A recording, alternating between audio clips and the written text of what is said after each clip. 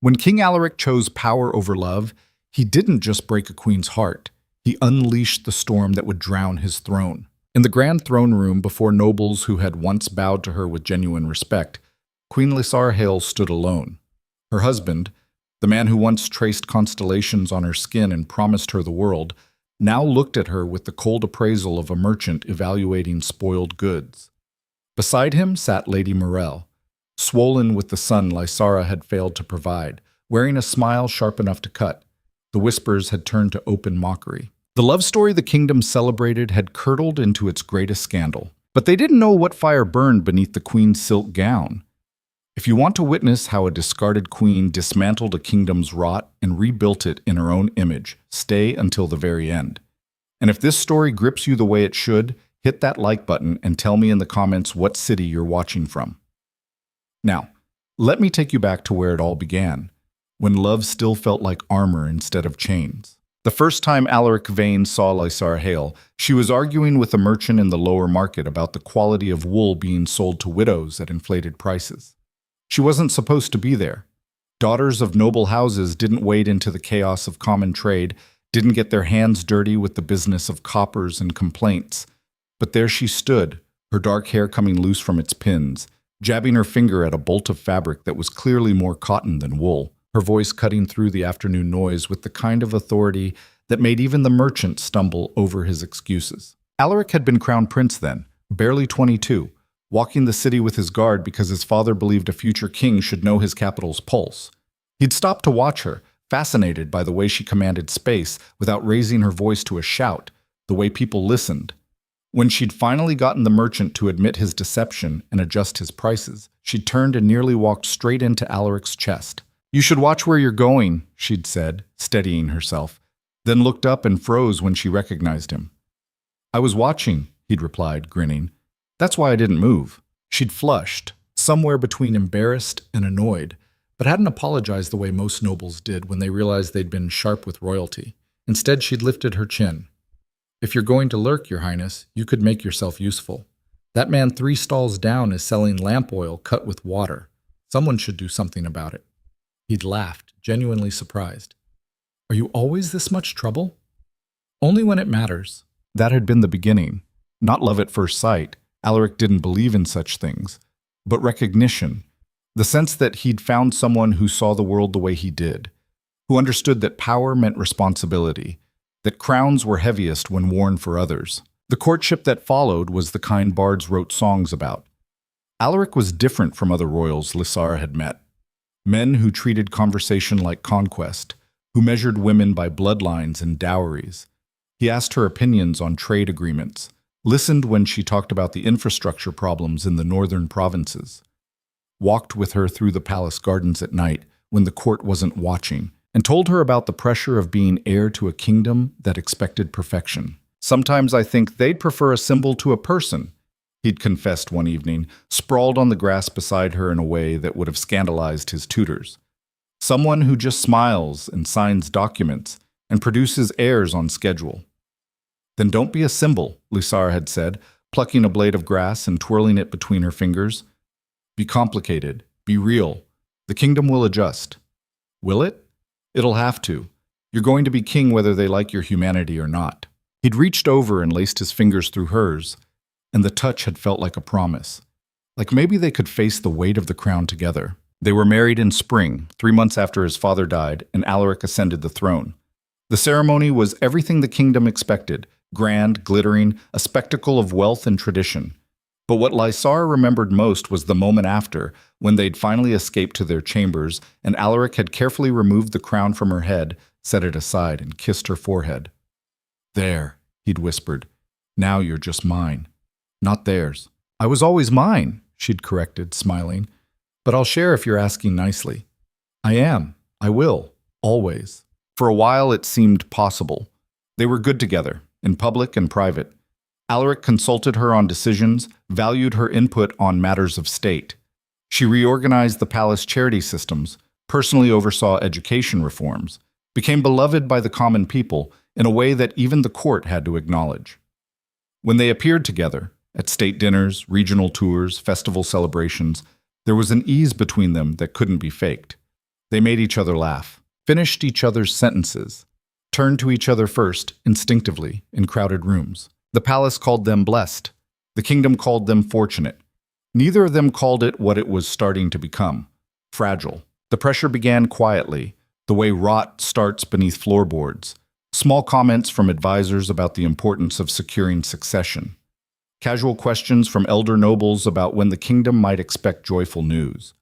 Lysara laughed them off at first, made jokes about not being a broodmare, and Alaric stood beside her, deflecting with charm and authority. But privately, in their chambers, the questions lingered. "They're not wrong," Alaric said one night, months into their marriage.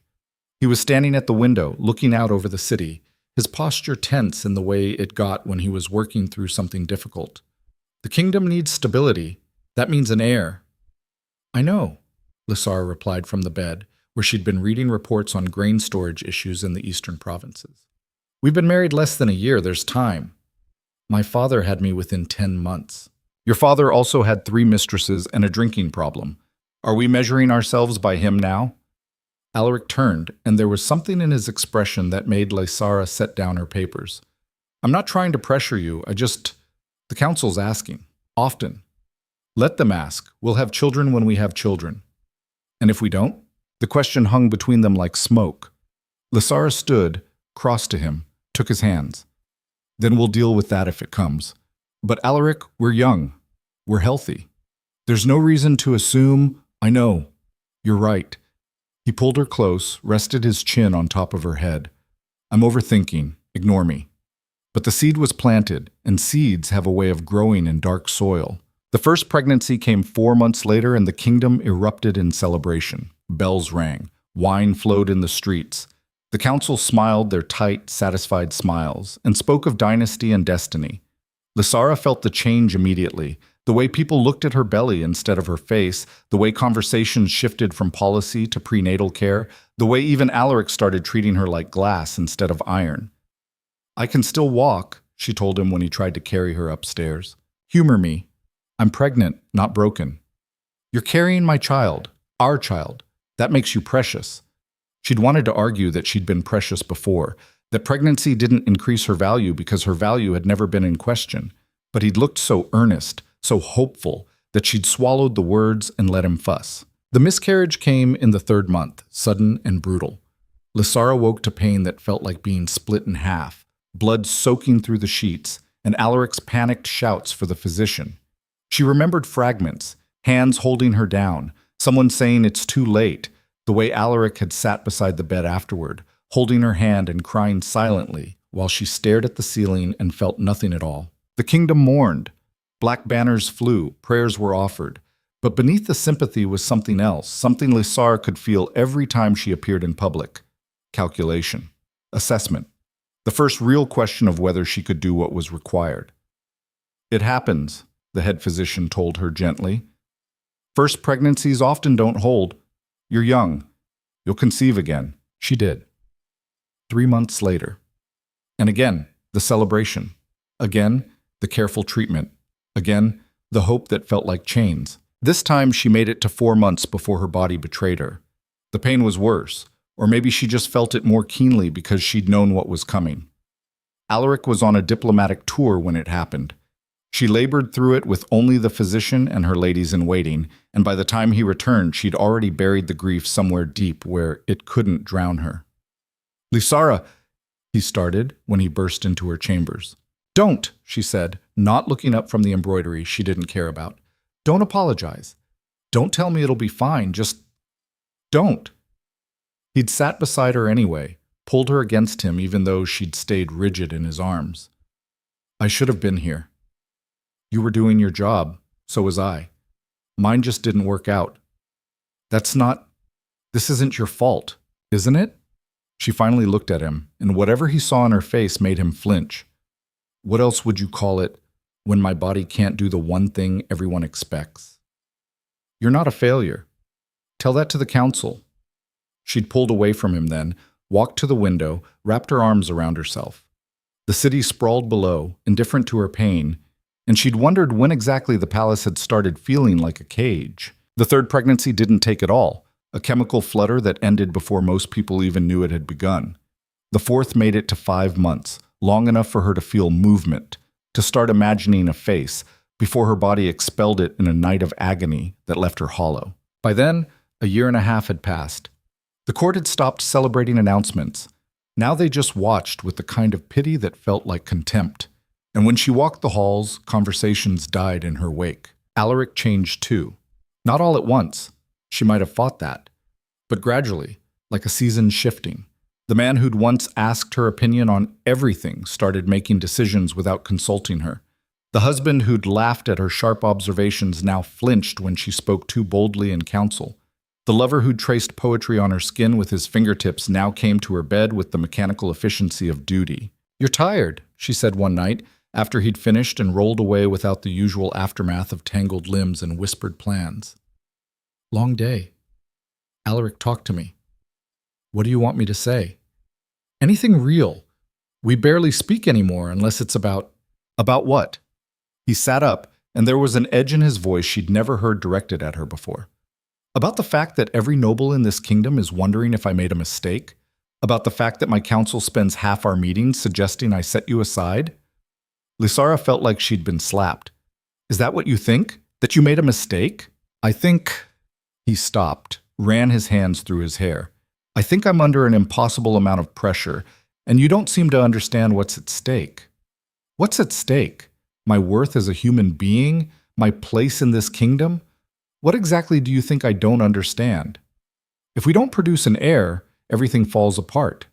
The succession, the stability, So I'm just a broodmare after all. Is that it?" "That's not what I said." "But it's what you meant." She stood, grabbed her robe. "I'm going to sleep in my old chambers tonight." Lysara... "Good night, Your Majesty." She'd walked out before he could respond, and something between them had cracked that night. Not broken, not yet, but cracked enough that light started leaking through, showing all the weak places they'd been pretending didn't exist. The fifth pregnancy came 6 months later, and by then, Lysara had learned to keep her hopes small and private. She told Alaric when she was certain, watched him nod with a kind of weary relief instead of joy, and went about her duties with the grim determination of someone who knew better than to celebrate too early. This time was different. She made it past the dangerous early months, past the midway point, into the third trimester, where hope started to feel less like stupidity. The palace didn't celebrate, but they watched, and the watching felt heavier than any celebration. Labor came early, in the 8th month, swift and brutal. Lysara had been reviewing trade contracts when the first pain hit, and she'd barely made it to her chambers before the physician was shouting orders, and the ladies were surrounding her and everything dissolved into a blur of agony and effort. "Push, Your Majesty. Again. Good. I can see the head. Almost there. You're doing beautifully. One more. Give me one more push." And then a cry. Sharp and furious and alive. Lysara collapsed back against the pillows, shaking and soaked with sweat, and heard the words she'd been waiting to hear for 2 years. "It's a girl, Your Majesty. A healthy girl." The physician's voice had been gentle, almost apologetic, as though delivering good news that somehow wasn't good enough. They placed the baby in Lysara's arms, tiny and red and screaming, and she'd looked down at her daughter and felt love crash through her like a wave. "She's perfect," Lysara whispered. "She is," the midwife agreed. "Strong lungs, good color, a fighter." "What will you name her?" one of the ladies asked. Lysara looked at the door, where Alaric should have been, but wasn't. He was in a council meeting that apparently couldn't be interrupted even for the birth of his child. She looked back at her daughter, at the tiny fist waving in the air, at the eyes that hadn't yet opened. "Alara," she said. "Her name is Alara." "A beautiful name," the physician said, but there was something careful in his tone. "The king will be, pleased." But when Alaric finally came, hours later, pleased was not the word Lysara would have used to describe his expression. He looked at the baby, their daughter, their miracle after so much loss, with the kind of disappointment that made Lysara's chest tighten.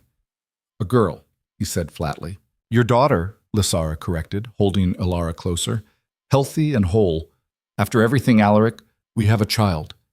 We have a daughter. The council wanted, the kingdom needs, a son. I know. I heard it every single day I carried her." Lysara's voice was steel now. But she's what we have.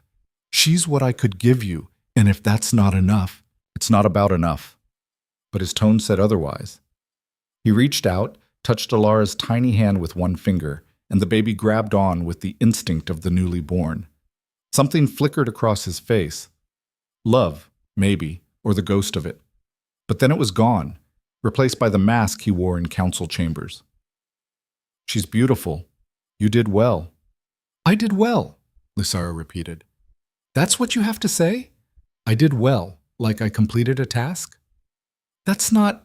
I'm tired. We'll talk tomorrow. He'd left before she could respond, and Lysara had sat there in the dim room, holding her daughter, feeling the crack between them widen into a chasm. The kingdom's response was polite, respectful, tepid. Bells rang, but briefly. Wine flowed, but sparingly. The nobles sent gifts appropriate for a princess, not an heir.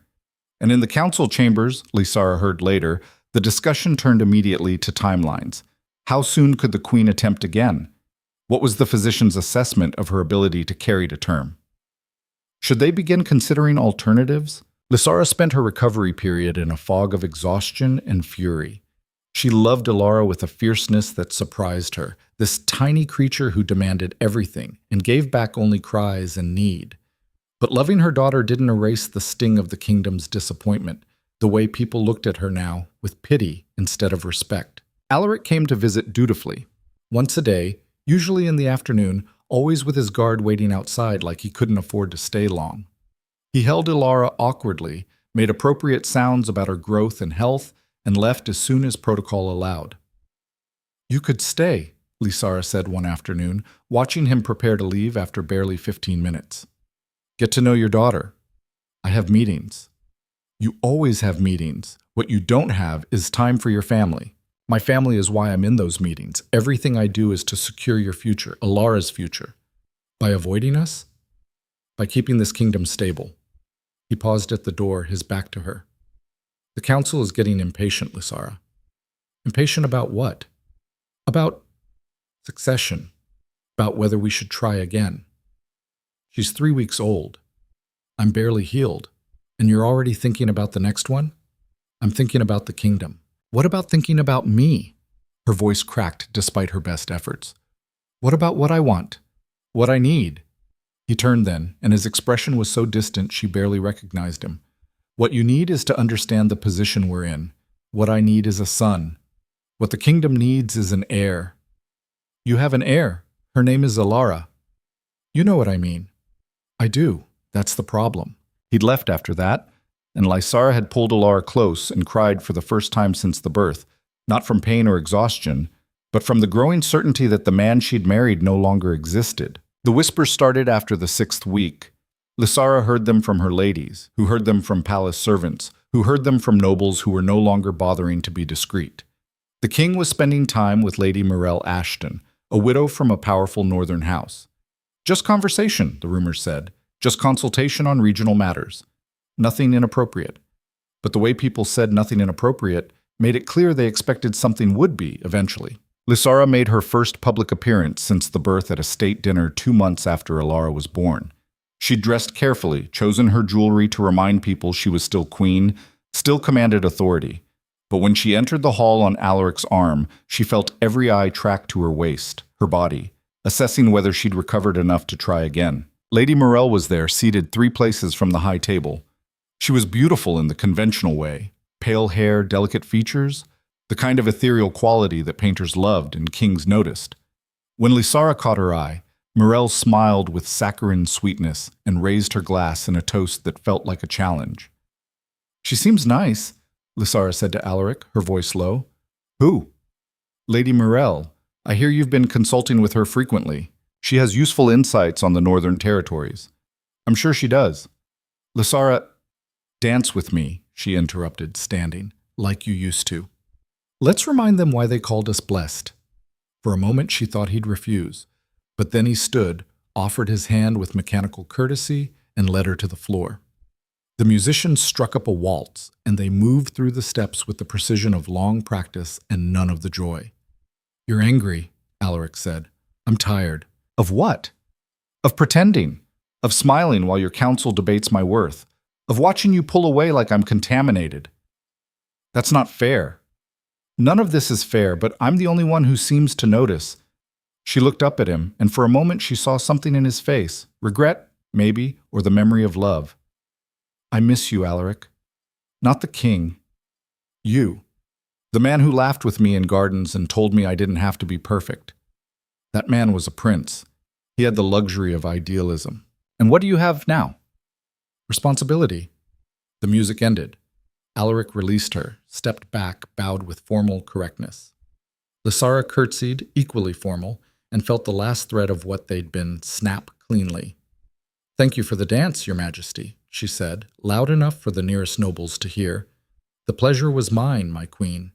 But his eyes were already tracking across the room to where Lady Mirelle stood, watching them with that same sweet smile. Lysara excused herself early, claimed exhaustion from the recovery, and fled to her chambers where Alara was sleeping in her cradle. She picked up her daughter, held her close, and made a promise in the darkness. Whatever happens, she whispered, I won't let them make you feel worthless. I won't let them teach you that your value is in what you can provide them. You're worth everything, exactly as you are. Alara stirred, made a small noise, settled back into sleep, and Lysara sat there, rocking her daughter, feeling the storm gathering on the horizon and knowing, with the certainty of someone who'd learned to read power's cruel geometry, that the worst was still to come. The kingdom thought love conquered all. They'd celebrated the royal romance, sung songs about devotion and destiny. But love, Lysara was learning, was fragile as glass when pressed between a crown's weight and a kingdom's expectations, and glass, when it shattered, left nothing but sharp edges and blood. The winter came early that year, bringing ice that made the palace windows weep, and cold that seeped through stone walls no matter how many fires burned. Lysara spent most of her time in the nursery, where at least the warmth felt honest, generated by necessity rather than appearance. Alara was 4 months old now, starting to smile at faces, to grab at things with her tiny fists, to make sounds that weren't quite words but carried meaning nonetheless. She has your stubbornness, Lady Celia remarked one afternoon. Celia was the eldest of Lysara's ladies, the only one who'd served her since before the marriage, the only one Lysara still trusted completely. Look at how she fights the swaddling. She doesn't like being constrained, Lysara said, adjusting the blanket so Alara could move her arms. Can't fault her for that. The king hasn't visited in a week. Lysara's hand stilled. He's busy. He's avoiding you. There's a difference. Celia. Someone has to say it. Everyone else is too afraid. Celia moved closer, lowered her voice, even though they were alone except for the sleeping baby. The palace is talking about Lady Mirelle, about the time he spends in her company, about what it means. It means he's consulting with a regional noble. That's his job. At midnight, in her private chambers, the words hit like a fist to the stomach. Lysara carefully set Alara down in her cradle before her shaking hands could betray her. That's rumor, speculation. It's what the guards see, what the servants whisper. Lysara, I love you like a daughter, but you're being willfully blind. Don't! Lysara held up a hand. Don't say it. If you say it, it becomes real. And I'm not ready for it to be real. Celia's expression softened with pity, which somehow made it worse. What will you do? What can I do? I'm the queen who failed to provide a son. He's the king who needs an heir. The mathematics aren't complicated. You didn't fail. You gave him a daughter, a healthy, beautiful daughter, who apparently doesn't count. Lysara walked to the window, pressed her forehead against the cold glass. Outside, snow was starting to fall, dusting the palace grounds in white that would turn to gray slush by morning. Do you know what the council called her in their last meeting? I heard from one of the clerks. They called her the princess situation. Not even a person, a situation to be managed. Then manage it. You're not powerless, aren't I? Lysara turned back. I'm 24 years old, Celia.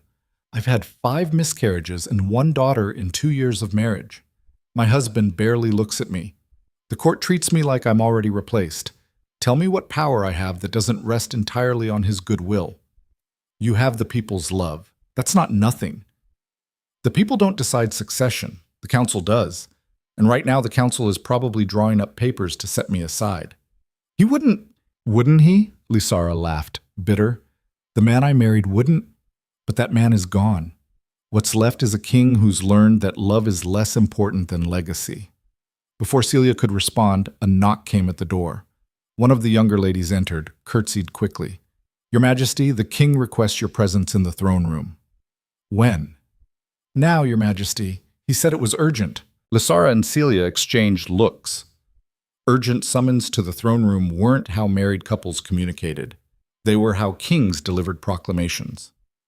Tell him I'll be there shortly, Lysara said, her voice steady despite the fear crawling up her spine. The girl curtsied again and fled.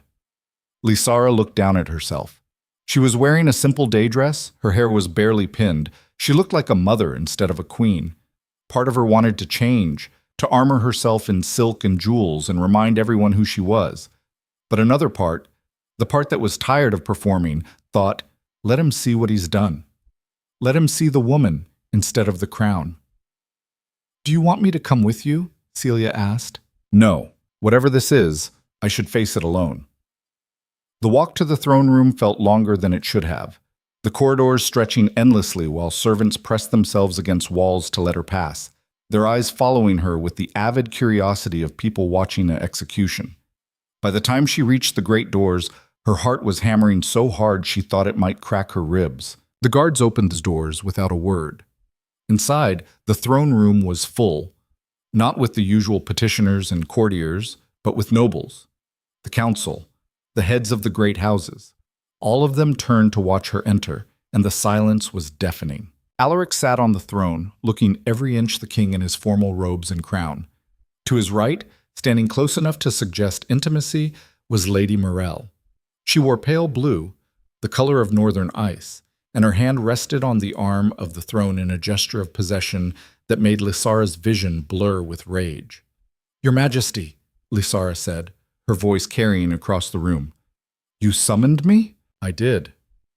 Alaric stood, and there was something in his face, resolve, guilt, defiance, all mixed together. There's a matter of state that needs to be addressed, one that concerns you directly. Then perhaps it should be discussed privately, not in front of, she gestured to the assembled nobles, an audience. The council felt it was important that this be done formally, with witnesses. The council, Lysara repeated slowly. Not you. The decision is mine. But yes, they advised it. Lord Brennan stepped forward. He was the head of the council, a man in his 60s with iron-gray hair and eyes like chips of flint. Your Majesty, if I may, we are gathered here today because the kingdom faces a crisis of succession. You have been queen for over 2 years. In that time, you have produced one child, a daughter, which, while a blessing, does not secure the throne. Ilara is 4 months old. I'm still recovering from... The physicians have cleared you as healthy, Brennan continued, cutting her off with the casual cruelty of someone used to being obeyed. But your history suggests a difficulty in carrying male heirs to term. 5 pregnancies lost before the princess was born. The kingdom cannot afford to wait another 2 years in hope. Lysara looked at Alaric. Are you going to let him speak for you, or do you have something to say? I have... Alaric stopped, seemed to gather himself. The kingdom needs stability. That requires a clear line of succession, a son. I gave you what I could give you. I know, and I'm grateful for Ilara, but it's not enough. The words hung in the air like poison. Lysara felt something inside her go very still and very cold. Not enough, she repeated. I see. So what exactly are you proposing, Your Majesty? That I try again? That I risk another miscarriage, another failure, to satisfy the council's timeline? Brennan spoke again. What we're proposing is that the king take a second consort. Lady Morel has agreed to accept the position. The room tilted. Lysara grabbed the back of a nearby chair to steady herself. A consort. It's within his rights as king, Brennan said, and it solves the succession problem. Lady Morel is young, healthy, from excellent bloodlines. She's already indicated her willingness to serve the kingdom in this capacity. Lysara looked at Morel, who had the decency to drop her eyes but not to step away from the throne. How generous of her. And you, she turned back to Alaric. You agreed to this. I need a son, Lysara. You have a wife who can't give me what the kingdom requires. The cruelty of it stole her breath. This was the man who'd promised to love her always, who'd held her through miscarriages and whispered that they'd try again together, who'd traced her scars and called them beautiful. And now he stood there in front of the entire court and declared her insufficient. When did you decide this? Her voice came out steady, which surprised her. Before or after you started betting her? Gasps rippled through the crowd. Alaric's face went rigid. Watch your tongue. Why? Everyone here already knows. The servants talk. The guards see. You're not as discreet as you think you are. She took a step toward the throne, and several nobles shifted nervously. So let's be honest, shall we? This isn't about succession. This is about you finding a way to replace me without the mess of an annulment. You get to keep the loyal, beloved queen for appearances while your pretty consort gives you sons. I become decorative. She becomes functional. Everyone wins except, except me and my daughter. What? Elara will still be a princess, Brennan interjected. Her position isn't threatened. Her position is that of the child who wasn't good enough. Don't pretend this doesn't mark her. This is for the kingdom, Alaric said, his voice rising. Do you think I want this? That I enjoy? Yes, Lysara cut him off. I think you do. I think you've been looking for an excuse to set me aside since the moment I gave birth to a daughter instead of a son. This just makes it official. You're being emotional. I'm being rational. You want a broodmare, not a wife. You want heirs, not a partnership. And you're willing to humiliate me publicly to get it. No one is trying to humiliate you. Then what do you call this? She gestured wildly at the assembled court. A private conversation? You summoned me here, in front of everyone, to tell me I'm being replaced. That's not policy, Alaric. That's cruelty. He stood abruptly, descended from the throne. For a moment she thought he might apologize, might remember who they'd been. But when he reached her, his expression was hard. I'm trying to save this kingdom. If you can't see past your own hurt to understand that, then perhaps you're not fit to be queen. The words landed like a slap. Around them, the court went utterly silent. Not fit, Lysara said quietly. After everything I've done, everything I've sacrificed, every piece of myself I've given to this palace and this crown, I'm not fit because I couldn't produce a son on command. That's not what I said. It's exactly what you said. She stepped back from him, pulled herself up straight. Fine. Take your consort. Parade her around like a prize. But don't expect me to smile and accept it gracefully. Don't expect me to fade into the background while she wears my husband's attention like a cloak. Lysara, I'm done. She turned on her heel, started toward the door, then stopped and looked back. One question. Did you ever love me? Or was I always just a means to an end? The question hung between them. Alaric opened his mouth, closed it. The hesitation was answer enough. Lysara left the throne room with her head high and her eyes dry, though inside she was screaming. She made it halfway to her chambers before Celia found her, took one look at her face, and pulled her into an empty alcove. What happened? He's taking a consort. Lady Morel, it's already decided. Oh, Lysara, don't. Don't sympathize. I can't. If you're kind to me right now, I'll fall apart, and I can't afford to fall apart. Celia nodded, understanding. What do you need? Information. I need to know everything about Lady Morel, her family, her debts, her connections. I need to know why the council chose her and what they're getting out of this arrangement. You think there's more to it than succession? There's always more to it than they say. Power doesn't move in straight lines. Lysara's mind was racing now, the shock giving way to something sharper.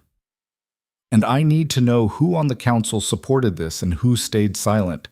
Silence is its own kind of vote. That's dangerous knowledge to seek. I'm already in danger. At least this way I'll see the knife coming. The announcement went public the next day. Heralds proclaimed that King Alaric, in his wisdom and devotion to the kingdom, had accepted Lady Morel Ashton as his consort to secure the succession. The queen, they said, had given her blessing to this arrangement in the interest of the realm. Lysara heard about the blessing she'd allegedly given while feeding Elara. She'd laughed so hard she'd startled the baby into crying. They're lying to the people, she told Celia later, pacing her chambers while Elara napped. Making it sound like I agreed, like this was a mutual decision. Would you rather they said you fought it? That makes you look petty. I'd rather they told the truth. The truth is rarely politically convenient. Lysara stopped pacing, looked at her oldest friend. You think I should accept this, don't you? I think you should survive it. There's a difference. Celia set down the embroidery she'd been pretending to work on. You're angry. You have every right to be. But anger without strategy is just noise. If you're going to fight this, you need leverage. I have nothing. I told you that. You have more than you think. The people love you. The charitable works you've done, the reforms you push through, those matter. The common folk see you as one of them made good. They see Alaric's consort as exactly what she is, a political maneuver by nobles for nobles. So what? I start a campaign for public sympathy? That's beneath me. Is staying alive beneath you? Because that's what this is about now. Celia's voice went hard. You think once Morel produces a son, you'll still be safe? You're naive if you believe that. You and Alara become liabilities, complications in the succession. Do you understand what I'm saying? The implications hit like ice water. They'd kill us. Not openly, but accidents happen. Illnesses strike. You wouldn't be the first inconvenient queen to die young. Lysara sat down heavily. I need to protect Alara. You need to protect both of you. And that means building your own power base before Morel solidifies hers. Over the following weeks, Lysara watched as Lady Morel moved through the palace like she owned it. She took chambers in the royal wing, wore dresses that matched Alaric's formal robes, appeared at his side for state functions with a smile that never quite reached her eyes. The court adapted quickly, as courts always did, treating Morel with the deference due to the king's favorite, while maintaining enough respect toward Lysara to avoid outright offense. It was a delicate dance, and everyone was learning the steps. Lysara played her part. She attended dinners, smiled at appropriate moments, kept her opinions neutral and her presence minimal. But in private, she was gathering information like a merchant stockpiling grain before a famine. Celia helped, along with two other ladies who'd proven their loyalty through years of service. They collected gossip, tracked alliances, mapped the palace's invisible geography of power. What they found was worse than Lysara had feared. Morel's family was bankrupt 3 years ago, Celia reported one evening, laying out documents in Lysara's private study.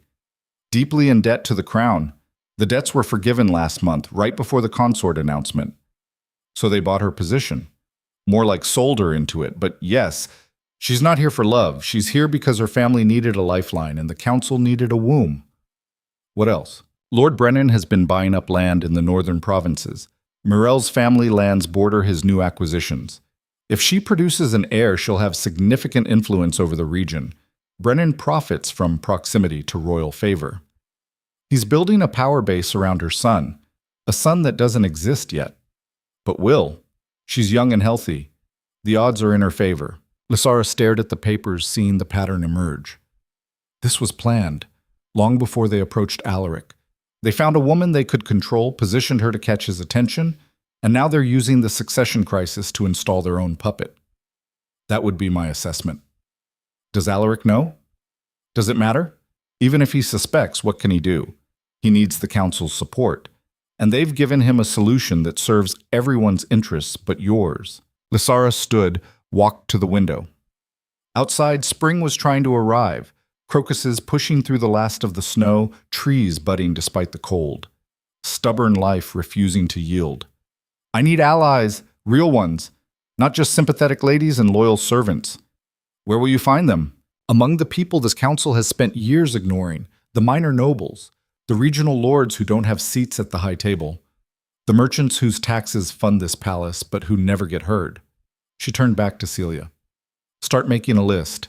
Everyone who has a grievance against Brennan and his faction. Everyone who might benefit from a shift in power. That's dangerous. If the council finds out you're organizing against them, what will they do? I'm already being replaced. The question is whether I go quietly or make them work for it. The opportunity came sooner than expected. A grain shortage in the eastern provinces created a crisis that required immediate action. The council, predictably, wanted to raise taxes to pay for imports. Lysara, remembering her old work on regional infrastructure, had another idea. She presented it at a council meeting she'd insisted on attending despite subtle attempts to exclude her.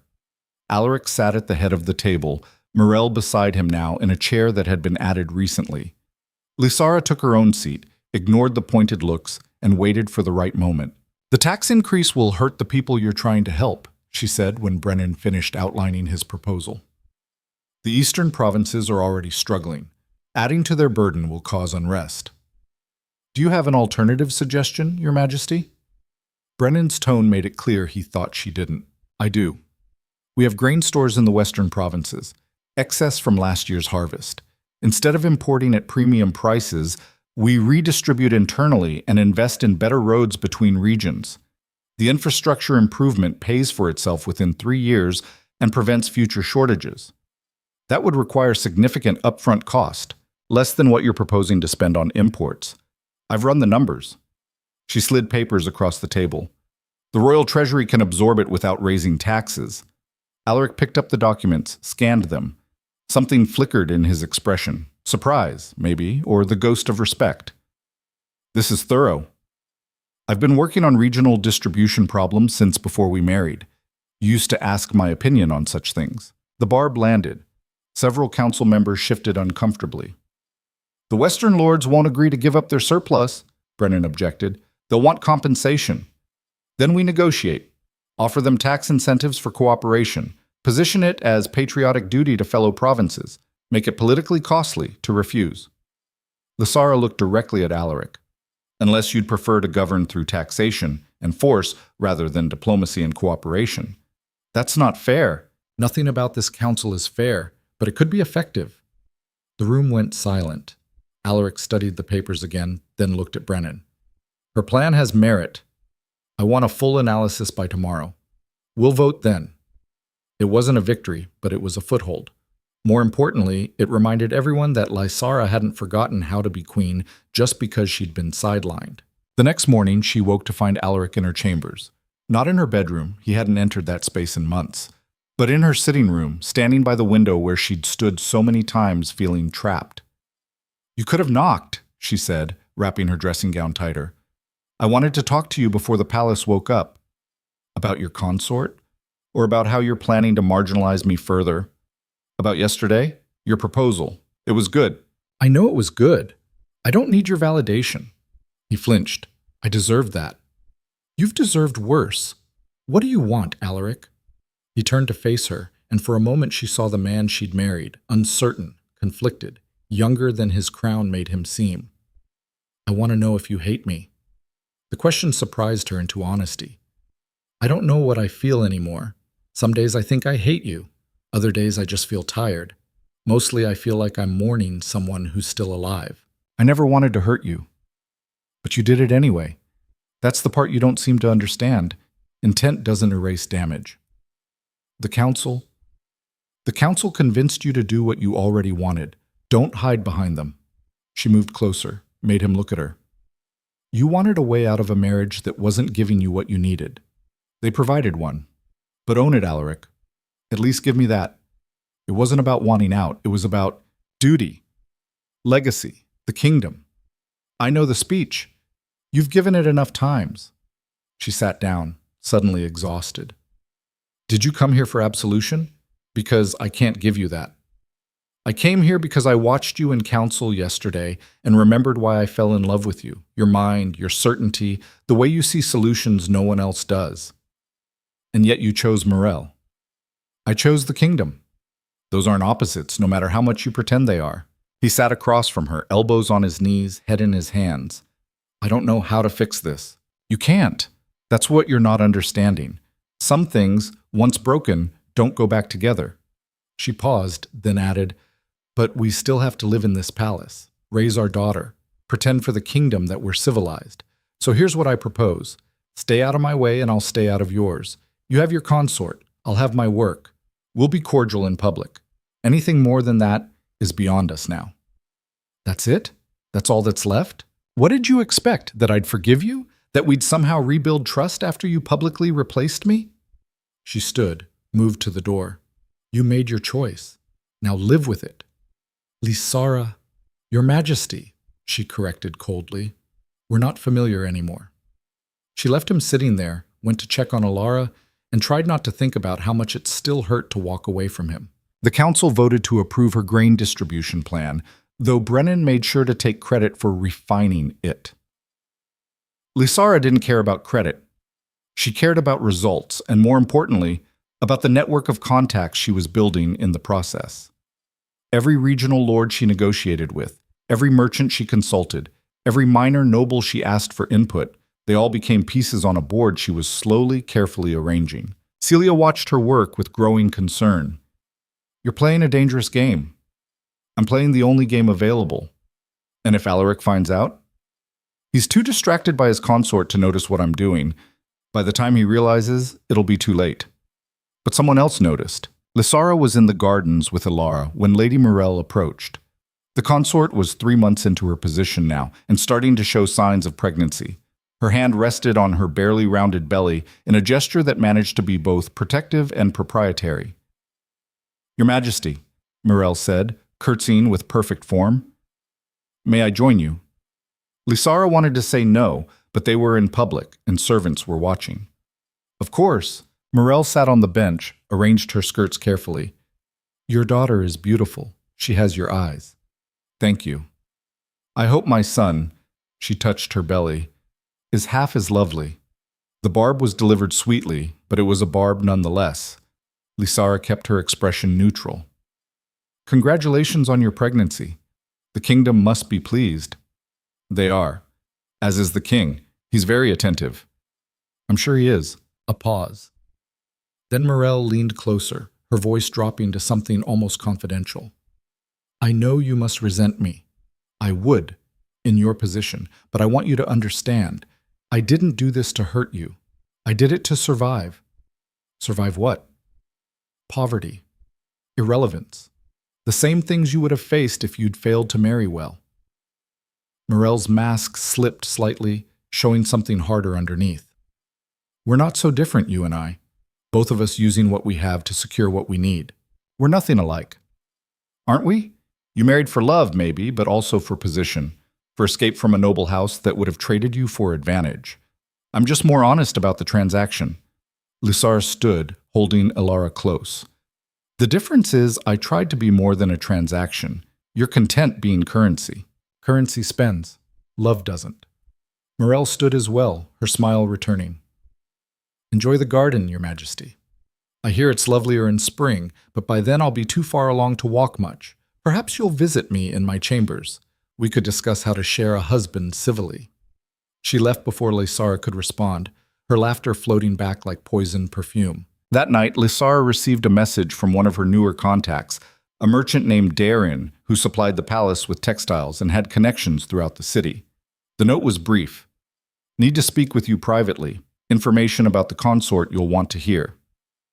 They met in secret in a small room off the palace library that Lysara had discovered years ago and never told anyone about. Darin was nervous, clutching his hat and glancing at the door every few seconds. "What did you find?" Lysara asked. "Lady Morel's family debts. They weren't just forgiven, they were transferred." "To whom?" "Lord Brennan. Technically to a shell company he controls, but it traces back to him. He owns the Ashton family now, which means he owns her." Lysara processed this. "And the pregnancy?" "Too early to know if it'll stick. But there's more. I have a contact who works in her household. Says she's been receiving herbs from an apothecary in the lower city, the kind women take when they're trying very hard to conceive." "That's not illegal." "No, but there are other herbs too, ones that can influence gender, theoretically. It's old magic, probably doesn't work, but the fact that she's desperate to give them a son, or at least appear to." Lysara's mind raced. If she fails, if she has a daughter or another miscarriage, the council's plan falls apart. And they'll look for someone else, another consort, another womb. Or they'll decide the queen's daughter could inherit after all, if properly guided by the right advisors. Darin looked at her sharply.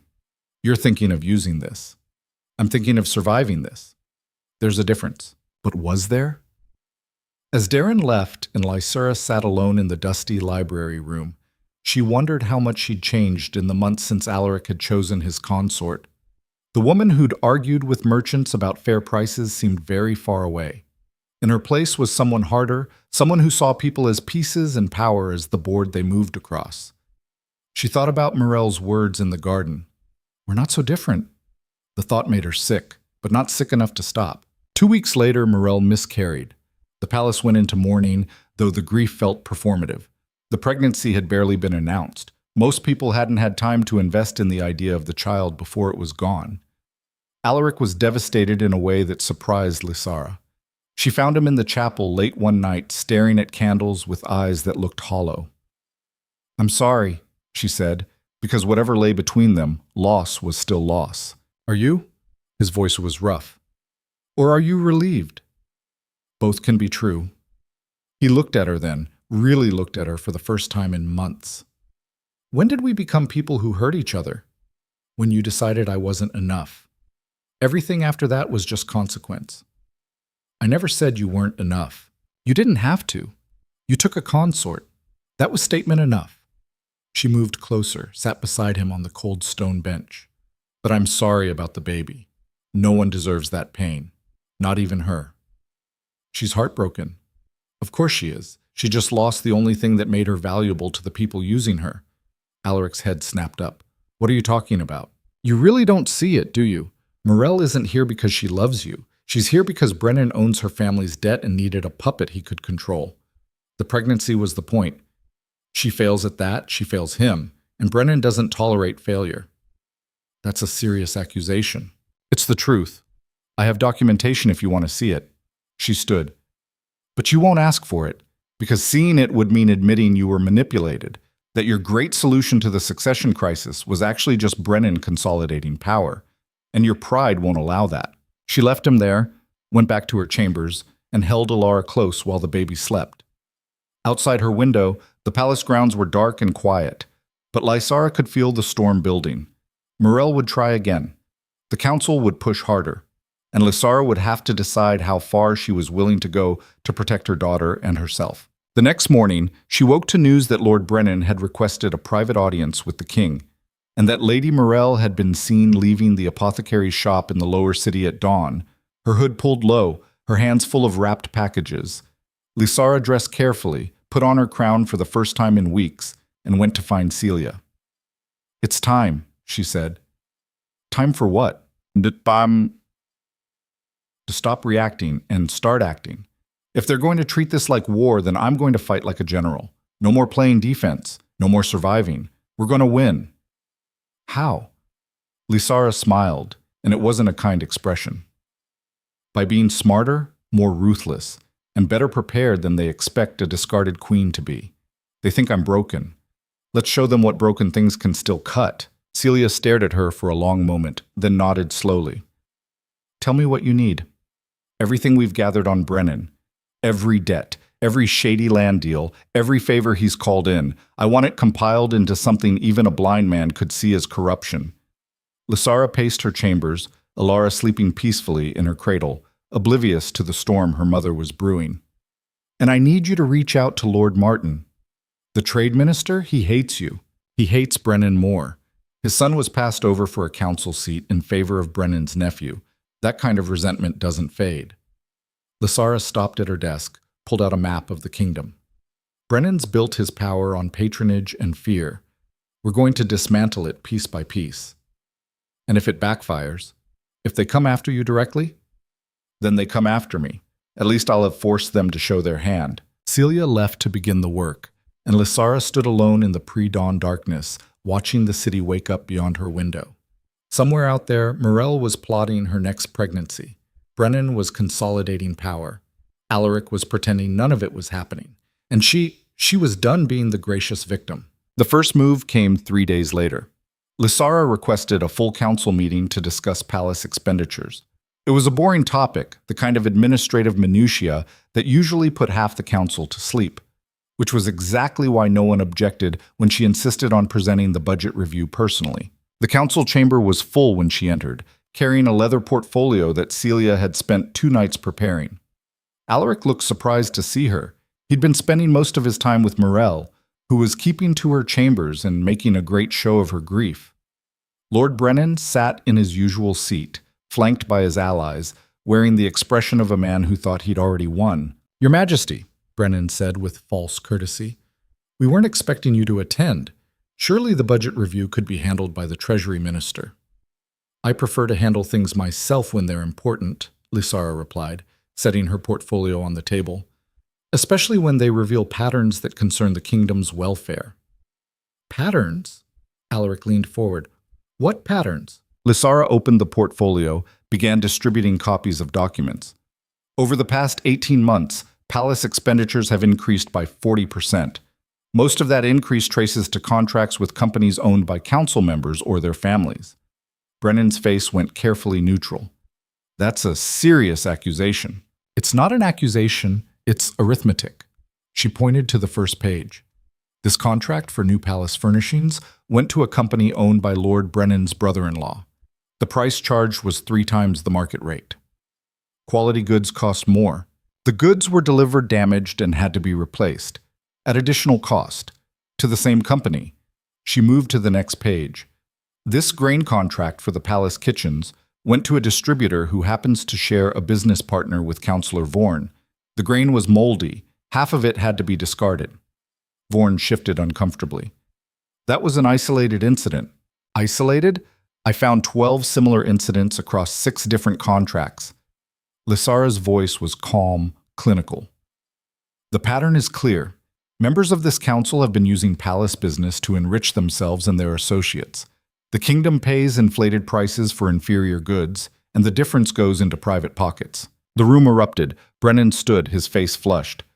This is outrageous. You're accusing the entire council of corruption based on what? Some numbers you've twisted to fit your narrative? I'm presenting facts. The treasury records don't lie. She looked at Alaric. Your Majesty, if you review these documents, you'll see that the pattern extends beyond simple overcharging. Some of these contracts were awarded without competitive bidding. Others went to companies that didn't exist until days before the award. That's, Brennan started.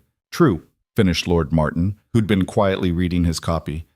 I've suspected something like this for months, but I didn't have proof. This is damning, Brennan.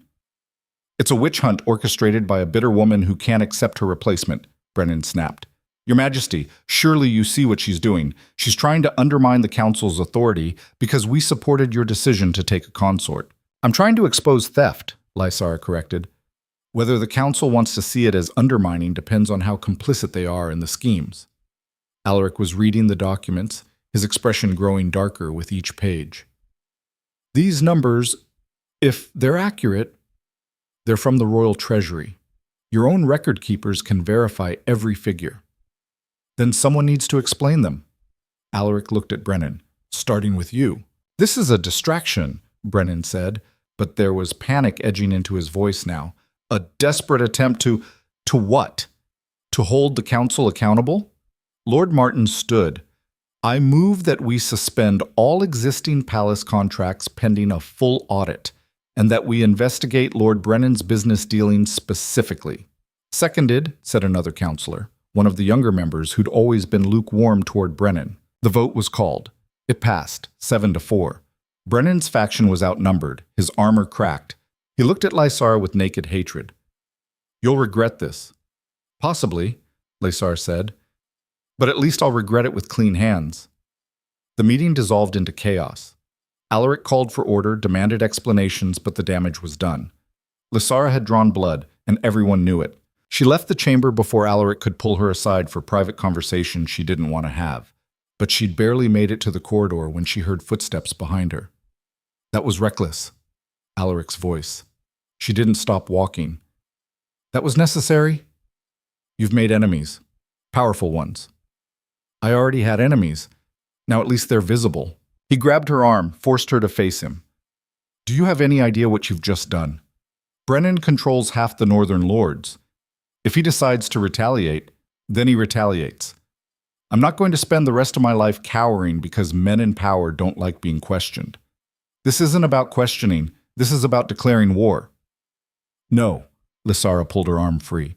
You declared war when you took a consort. I'm just refusing to surrender. Something flickered across his face. Frustration, admiration, anger all mixed together. I can't protect you if you keep doing things like this. I never asked you to protect me. I asked you to love me. You chose not to. Everything else is just noise. She walked away before he could respond, her heart hammering but her steps steady. Behind her, she heard him punch the wall, once hard enough that she knew his knuckles would bleed. But she didn't look back. The retaliation came faster than expected. That night, while Lysara was putting Alara to bed, Celia burst into the nursery with terror on her face. "They arrested Darren, the merchant who gave us the information about Mirel." Lysara's blood went cold. "On what charges?" "Espionage. They're saying he was spying for a foreign power, that he was using his business as cover to gather intelligence." "That's insane. He's a textile merchant." "They claim they found coded letters in his shop, documents that prove he was selling palace secrets." "Planted evidence. It has to be." Lysara set Alara down carefully, her mind racing. "Where is he now?" "The dungeons. Brennan's calling for a trial, a quick one." "How quick?" 3 days. Maybe less. Which meant Darren would be convicted and executed before anyone could properly investigate the charges. It was a warning shot across Lysara's bow. "Cooperate or watch your allies burn." "Get me a pen and paper," Lysara said. "I need to write to Lord Martin and to the guild masters in the lower city. If Brennan wants a trial, we'll give him one. A real one. With witnesses and evidence and everything his kangaroo court won't want. That will take time we don't have. Then we make time." Lysara's jaw set. "I won't let them kill a man because he helped me, not without a fight." The next 2 days were a blur of frantic preparation. Lysara called in every favor she'd accumulated, contacted every minor noble and merchant who'd benefited from her reforms, built a coalition of people who owed her or hated Brennan, or both. Lord Martin proved invaluable, using his position on the council to delay the trial, to demand proper procedure, to insist on transparency. But Brennan had resources too. He pressured judges, intimidated witnesses, made it clear that anyone who sided with the disgraced merchant would face consequences. The trial, when it finally convened, was a circus of predetermined outcomes and theatrical accusations. Lysara attended, sitting in the gallery because she wasn't allowed to participate directly. She watched Darren stand in chains, watched him deny the charges with dignity, even as the prosecutor paraded fake evidence and paid witnesses. And she watched Alaric sit on the throne, saying nothing, doing nothing, letting it happen because intervening would mean choosing sides, and he'd never been good at that. The verdict came on the second day. Guilty. Death by hanging at dawn. Lysara stood as the sentence was pronounced, her voice cutting through the courtroom chatter. "This is murder disguised as justice." The judge, one of Brennan's appointments, glared at her. "Your Majesty, you are out of order. I am a queen watching her kingdom's laws be perverted by corrupt men. I'm exactly where I'm supposed to be." "Remove her," Brennan ordered. Guards moved forward, but Lysara didn't resist. She let them escort her from the courtroom, let them walk her back to her chambers, let them think they'd silenced her. But the moment they left, she turned to Celia. "We're breaking him out." "What?" "Darren, tonight, before dawn. We're breaking him out of the dungeons." "That's treason. They'll execute you." "They're going to kill me anyway. Eventually. This just moves up the timeline." Lysara pulled out a map of the palace she'd been working on for weeks. "I know the guard rotations. I know which ones are loyal to the old captain, the one Brennan forced into retirement. I know the layout of the dungeons. We can do this."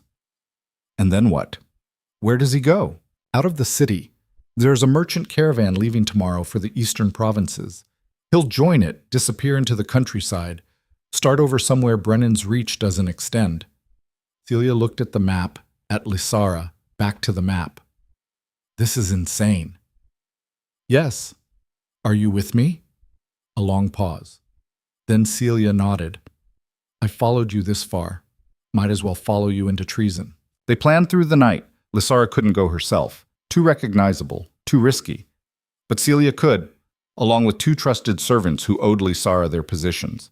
They'd bribe the sympathetic guards, unlock the cell, smuggle Darren out through the servant passages, and get him to the city gates before anyone noticed. It should have worked.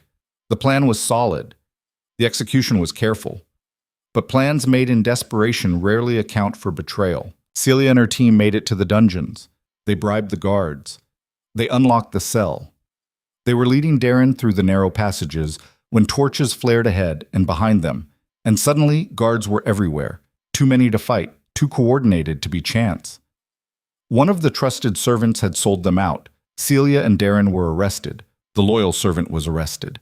And within hours, Brennan was at Lysara's door with a dozen armed men and a smile that promised suffering. "Your Majesty," he said, the title dripping with mockery. "I'm afraid you're needed in the throne room. The king has questions about tonight's incident." "I don't answer to you."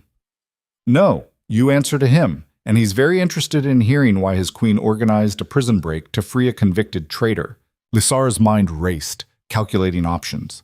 She could deny everything, but Celia would never betray her under torture, and they'd both know it was a lie. She could claim the servants acted without her knowledge, but that would condemn them to die in her place. Or she could own it, face whatever came, and at least maintain her dignity. "Let me see my daughter first." "I'm afraid that's not possible. The princess is being moved to protected chambers, for her own safety." Ice flooded Lysara's veins. "You're taking my daughter?" "The king is ensuring his heir is secure, given your recent instability." "She's not his heir. She's mine. And if you think, Your Majesty," Brennan's voice went hard, "you can walk to the throne room or you can be dragged, but you're going, now." Lysara looked at the guards, at Brennan's triumphant face, at the corridor that led to Alara's nursery, where she could already hear her daughter crying in some stranger's arms. Every instinct screamed to fight, to run, to do something other than surrender. But she was one woman against a dozen armed men, and sometimes survival meant choosing the battle you could win instead of dying in the one you couldn't. "I'll walk," she said. The throne room was packed with nobles. Brennan had made sure to gather an audience for this humiliation. Alaric sat on the throne looking haggard, like he hadn't slept. Morel stood beside him, one hand on her belly in a gesture that had become her signature. She wore black, mourning for the child she'd lost, but her eyes were bright with vindication. Lysara was marched to the center of the room and forced to kneel. She refused at first, but the guards pushed her down, their hands rough on her shoulders. Around her, the nobles whispered like scavengers circling a dying animal. "Do you know why you're here?" Alaric asked. "Because I refuse to watch an innocent man die for your council's paranoia." Darren was convicted in a legal trial. It was a farce, and everyone knows it, including you. Alaric's jaw tightened. "You organized a prison break. You bribed guards. You conspired to undermine the kingdom's justice system." "I conspired to save a life. If that's a crime, then convict me." Brennan stepped forward. "Your Majesty, the Queen's actions are treasonous. She's demonstrated that she cannot be trusted with freedom or authority. I move that she be stripped of her title and confined to her chambers pending further investigation." "Seconded," someone called from the crowd, one of Brennan's allies. Alaric looked at Lysara, and she saw something in his eyes she'd never seen before. Fear. Not of her, but of the choice he was being forced to make. "Lysara, if you would just apologize, admit you acted rashly, I can offer clemency. I won't apologize for having a conscience. Then I can't help you. I never asked you to help me. I asked you to be better than this. But that's beyond you now, isn't it?" The room went deadly quiet. Alaric stood, descended from the throne. When he reached her, he crouched down so they were eye level. "Why are you doing this?" he whispered. "Why are you making this so hard?" "Because someone has to. Because if I don't stand up to them, who will? You?" She laughed bitterly. "You can't even stand up for yourself. You're a puppet, Alaric. Brennan pulls the strings and you dance." He slapped her, not hard, but hard enough that her head snapped to the side and the room gasped. Lysara tasted blood, turned slowly back to face him. "Feel better?" she asked. He looked at his hand like it belonged to someone else. "I didn't mean—" "Yes, you did. You've meant every cruel thing you've done since the day you decided I wasn't enough." She stood despite the guards trying to hold her down. "So finish it. Strip my title. Lock me away. Do whatever Brennan tells you to do. But know this, history will remember which one of us had courage and which one had a crown." "Take her to the South Tower," Alaric said, his voice hollow. "Confine her there until I decide what to do with her." "And the others?" Brennan asked. "The servants who helped her?" "Execute them." Alaric wouldn't look at Lysara. "At dawn, as planned." "No!" Lysara lunged forward, but the guards caught her. "They were following my orders. If anyone dies, it should be me." "That can be arranged," Brennan said pleasantly, "but not today." Alaric finally met her eyes. "Today you live with what you've done." They dragged her out, She fought every step, screaming at Alaric to show mercy, to remember who he used to be, to find some scrap of the man she'd loved. But he turned away, climbed back to his throne, and let Brennan dismiss the court like nothing had happened. The South Tower was old, built in the palace's earliest days as a defensive position. Now it served as a prison for nobles who'd fallen from favor. The room they locked Lysara in was circular, with narrow windows that showed nothing but sky and a door that was solid oak reinforced with iron. No furniture except a bed and a chamber pot. No books, no writing materials, no way to communicate with the outside world. She was alone. For the first hour, she paced, tested the door, examined the windows for any possible escape. The stones were solid, the windows too narrow for even a child to fit through, the door immovable. She was trapped as thoroughly as any dungeon prisoner, just with a better view. By the second hour, the reality of her situation began to sink in. Celia was in the dungeons. Darren would die at dawn. Alara was somewhere in the palace, probably terrified, definitely being used as leverage against her. And Alaric had chosen Brennan's counsel over her truth, which meant the man she'd married truly was gone. She sat on the bed and let herself cry for the first time since this nightmare began. Not delicate tears or controlled grief, but ugly, wrenching sobs that came from somewhere deep and broken. She cried for her marriage, for her daughter, for the kingdom that was rotting from the inside while everyone pretended not to notice. She cried until her throat was raw and her eyes were swollen and there was nothing left inside her except emptiness. Then she stood up, washed her face in the water basin, and started thinking. They'd made a mistake leaving her alive.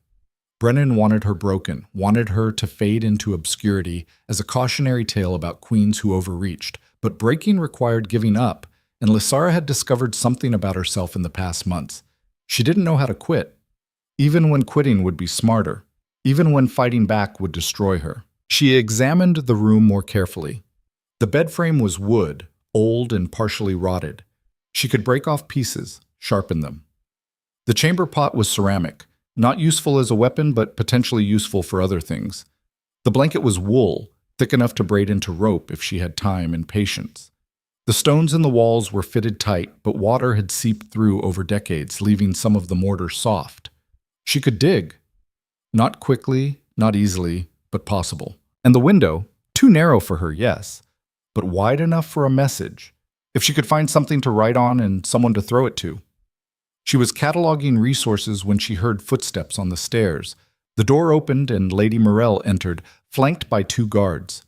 "Leave us," Morell said to the guards. "My lady, the king said, 'The king is my husband and I am carrying his heir. When I say leave us, you leave us.'" The guards exchanged looks but obeyed, closing the door behind them. Morell stood there in her black dress and widow's grief, studying Lysara like a specimen. "You look terrible," Morell said. "You look like you're enjoying this." "I am. Should I pretend otherwise?" Morell walked to the window, looked out.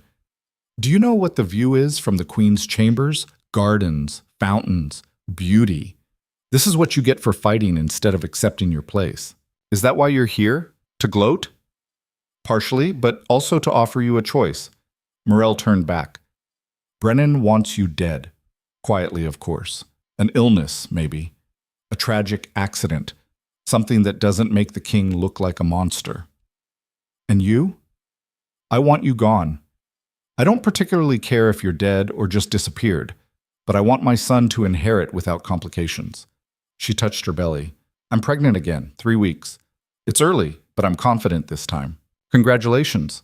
I hope it's everything Brennan promised." "It will be, because unlike you, I understand how power works. You tried to fight them with morality and justice. Noble. Stupid. I'm fighting them by giving them what they want while building my own position. By the time my son is born, I'll have allies they don't even know about." Lysara studied her. "Why are you telling me this?" "Because I want you to know you never had a chance. Not against me, not against them. You were outmatched from the beginning." Morell smiled. "And because I want to give you that choice I mentioned. You can die here, slowly, while Brennan arranges your accident. Or you can abdicate. Publicly renounce your claim to the throne, acknowledge your daughter as illegitimate, and accept exile. You leave, you live, you never come back. You want me to declare Alara a bastard." She's not Alaric's focus anymore. She's just a complication. Remove the complication, remove the threat to my son's inheritance. Never. Think about it. Your daughter lives. You live. You just live somewhere else, far from the palace and its politics. It's not perfect, but it's survival. Survival without honor, without truth, without everything that makes me who I am. Honor doesn't keep you breathing. I learned that young. You're learning it now. Morel moved to the door, knocked for the guards. You have until tomorrow to decide. After that, Brennan handles things his way. She left, her perfume lingering like poison. Lysara stood in the center of the room and felt rage crystallize into something harder than diamond. They thought they'd won, thought they'd cornered her into choosing between death and capitulation. But they'd forgotten something crucial. Animals were most dangerous when cornered. And Lysara had spent months learning to be dangerous. She went to work. The bed frame yielded 3 pieces of wood sturdy enough to use. She sharpened one against the stone floor, working for hours until she had something approximating a spike. The blanket became rope, braided tight and tested against her own weight. The water basin, when dropped from the right height, shattered into pieces she could use to continue working on the mortar. By midnight, she'd loosened 3 stones near the floor. Not enough to escape through, but enough to hide things in. And more importantly, enough to prove the wall could be breached given time. Time she didn't have, but time she'd make. She wrote her message on a piece of her underskirt, torn and marked with blood from where she'd cut her finger on the ceramic. The message was simple. Tell Lord Martin the Queen lives and fights. South Tower. Bring this to the East Merchants Guild. Signed with her personal seal, pressed into the cloth with the one piece of jewelry they hadn't taken, a ring that had been her mother's. Then she waited for dawn, for the changing of the guard, for the moment when the palace would be distracted by Darren's execution. The bells tolled at sunrise. Lysara climbed onto the bed, reached through the narrow window as far as she could, and dropped her message to the courtyard below. It fluttered down like a leaf, and she watched a kitchen boy pick it up, look around nervously, then pocket it and run. It was a gamble. The boy might turn it over to the guards, might ignore it, might use it for toilet paper for all she knew, but it was a chance, and chances were all she had left. She climbed down, hid her makeshift weapons in the wall cavity, and waited. Hours passed. The sun climbed, peaked, began its descent. No one came. No food, no water, no word from Alaric or Brennan or anyone. They were letting her sit in silence, letting fear and isolation do their work. But Lysara had spent months being isolated. She'd grown comfortable with silence. And fear she'd learned to weaponize. As evening fell, she heard new footsteps on the stairs, heavier than Morel's, more purposeful. The door opened and Alaric stood there, alone. The guard said you wanted to see me, he said. I didn't send for you. Then someone's lying. He entered, closed the door behind him. Lysara, this needs to stop. Morel told me about her offer. Just take it. Leave. Start over somewhere safe. Somewhere I can't threaten your new family, you mean? Somewhere you can live. That's more than most traitors get. I'm not a traitor. I'm the only person in this palace who still believes the crown means something beyond power. He rubbed his face, looking exhausted. What do you want from me? I can't change what happened. I can't undo my decision about the consort. I can't make the council disappear. I'm doing the best I can with an impossible situation. Your best is pathetic. The words hit him like a physical blow. I came here to help you. No, you came here to ease your guilt, to tell yourself you tried. But you're not willing to actually do anything, are you? You're not willing to stand up to Brennan or question Morel, or admit that you've turned into exactly the kind of king you swore you'd never be. That's not fair. Fair? Lysara laughed wildly. You want to talk about fair? You took a consort to replace me. You let them arrest my allies. You're taking my daughter and turning her into a tool for Brennan's schemes, and now you're asking me to just disappear quietly so you don't have to feel bad about it. Where in any of that is fair? I'm trying to protect you by offering me exile, by making me choose between death and abandoning my daughter. She moved closer, close enough to see the guilt in his eyes. Here's what I choose, Alaric. I choose to fight, every single day, with every breath I have left. I choose to make you and Brennan and Morel and everyone who helped destroy my life regret that they left me alive to do it. That's suicide. Maybe, but at least I'll die as myself. Can you say the same? He stared at her, and for a moment, just a moment, she saw the man he used to be looking back at her. Then he blinked, and the moment was gone. I can't save you if you won't save yourself, he said quietly. Then don't. I never needed saving. I needed a partner. You chose to be a king instead. He left without another word. The door locked behind him, and Lysara was alone again with her rage and her plans, and the growing certainty that she was running out of time. But in the morning, something changed. A new guard came with her breakfast, a woman Lysara vaguely recognized from the palace corridors. She set down the tray without speaking, but underneath the bread was a folded piece of paper. Lysara waited until the guard left, then unfolded it with shaking hands. Lord Martin received your message. Plans are in motion. Trust no one. Be ready. She read it 3 times, then ate the paper, chewing it into pulp and forcing it down. Evidence couldn't exist if it was digested. Someone on the outside was working toward her rescue, which meant she needed to survive long enough for whatever they had planned to matter. She went back to her wall, to her careful excavation of mortar and stone, worked through the day, through the night, through the next dawn. Her fingers bled, her shoulders screamed, but stone by stone, the wall was weakening. And Lysara was preparing for war. 3 days passed in the tower. 3 days of careful work on the stones, of hiding her tools when guards brought food, of cataloging every sound in the palace below. Lysara learned the rhythm of the watch changes, the pattern of servant movements, the times when the courtyard was empty and when it filled with people. She was mapping her prison, learning its weaknesses the way she'd learned everything else, through patience and observation. On the 4th day, the woman guard came back. This time she brought more than breakfast. There's a package under the tray, she whispered while setting down the food. Don't open it until I'm gone, and burn the wrapping. Lysara waited, forcing herself to eat mechanically while the guard watched, then left. The moment the door locked, she flipped the tray. Underneath was a small cloth bundle tied with kitchen twine. Inside, a thin metal file, a vial of something that smelled like lamp oil, and another note. Tonight, midnight, fire in the east wing will draw the guards. Be ready to move fast, rope if you can. North side of tower has ivy thick enough to climb. We'll have horses at the postern gate. Don't trust anyone in palace livery except the woman who brought you this. Lysara's heart hammered. This was real. Someone was actually planning to break her out. The smart move would be to follow instructions. Wait for midnight. Escape and disappear like Morel had suggested. But Lysara had never been good at the smart move. She couldn't leave without Alara. Wouldn't abandon her daughter to be raised by Brennan's faction, to be used as a pawn or married off for political advantage or worse. Whatever happened tonight, it had to include getting to the nursery first. She had hours to plan. Hours to refine the rope she'd made from blankets, to sharpen her wooden spike against the stone floor until it could puncture flesh, to prepare herself for violence because violence was almost certainly coming. The sun set. The palace grew quiet except for the usual sounds, guards changing posts, servants finishing evening duties, the distant music from some nobles gathering. Lysara stood at the window and watched the east wing, waiting for the signal. It came at 11:15.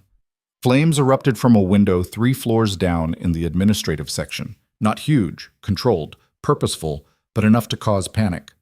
Bells started ringing. She heard shouts, running feet, guards abandoning their posts to help fight the fire. Lysara didn't wait for midnight. She tied her rope to the bed frame, tested it one last time, then climbed onto the window ledge. The opening was narrow enough that she had to exhale completely to fit through, scraping her shoulders and hips raw as she squeezed into the night air. The drop was terrifying. 20 feet of open space before the ivy started, and the ivy itself looked thinner than the note had promised. But fire was spreading in the east wing now. Real fire, not just the distraction, and smoke was beginning to drift across the courtyard. She grabbed the rope, swung herself out, and dropped. The impact when she hit the ivy was jarring. Vines tore, leaves scattered, and for one horrible second she thought the whole mass would pull away from the wall and send her plummeting. But old growth held. She scrabbled for purchase, found it, started climbing down with muscles screaming protest. Halfway down, she heard voices above. Guards at her window, realizing she was gone. Torches appeared and someone shouted for archers. Lysara dropped the last 10 feet, landed wrong, Felt something in her ankle twist viciously. Pain exploded up her leg, but she forced herself to move, limping into the shadows between buildings while arrows thudded into the ground behind her. The nursery was in the western wing, 3 buildings away. She'd walked the route 1,000 times as queen, could navigate it blind. But she'd never done it while injured, hunted, with alarm bells ringing and guards swarming. She pressed against a wall, breathing hard, assessing. Her ankle was bad but not broken. She could move if she had to.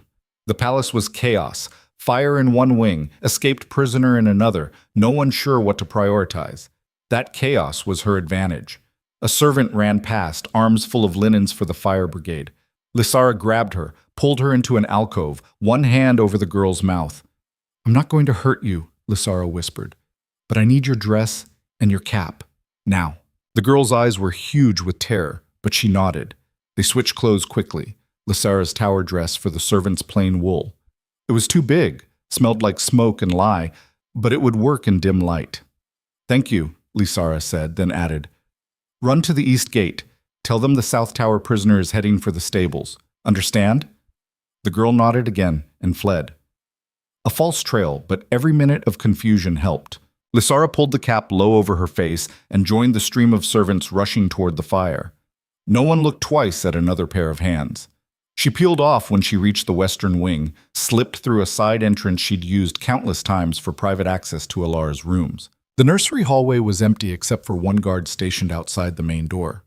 Lysara recognized him, Thomas, young, barely 20, from a family her charitable reforms had helped. She'd gotten his sister an apprenticeship in the palace kitchens after their father died. She stepped into the light. "Your Majesty?" Thomas's hand went to his sword, confused. "What are you—" "They said you were locked in the tower." "I was. Now I'm here for my daughter." "I can't let you—" "Thomas, do you know what they're planning to do with her? Once Morel has her son, she becomes a complication, a potential rival. They'll marry her off to some distant lord before she's 10 years old, or worse. Is that what you want?" "I want to keep my job. My family needs—" "I know what your family needs. I'm the one who made sure they got it when everyone else ignored them." She moved closer, keeping her voice low and urgent. "I'm not asking you to betray the king. I'm asking you to remember who actually helped you when it mattered." He wavered, hand still on his sword. Behind them, more shouts. The guards were spreading out, searching. Time was running out. "Please," Lysara said, "just turn around. You never saw me. That's all I'm asking." Thomas looked at her for a long moment. Then slowly, deliberately, he turned to face the other direction. Lysara slipped past him into the nursery. Alara was asleep in her cradle, watched over by a nursemaid who startled awake when Lysara entered. The woman opened her mouth to scream, and Lysara was on her in 2 steps, hand clamped over her mouth. "Don't," Lysara hissed. "I'm taking my daughter. You can either help me or I can knock you unconscious. Choose quickly." The nursemaid's eyes darted to the door, to Alara, back to Lysara. She must have seen something in Lysara's expression, desperation, determination, maybe madness, because she stopped struggling and nodded. Lysara released her. "Swaddle her warm. We're going outside. She's barely 6 months old. The night air is safer than staying here. Move." The nursemaid wrapped Alara in thick blankets with shaking hands. The baby woke, started to fuss, and Lysara picked her up, held her close, felt that familiar weight settle something wild in her chest.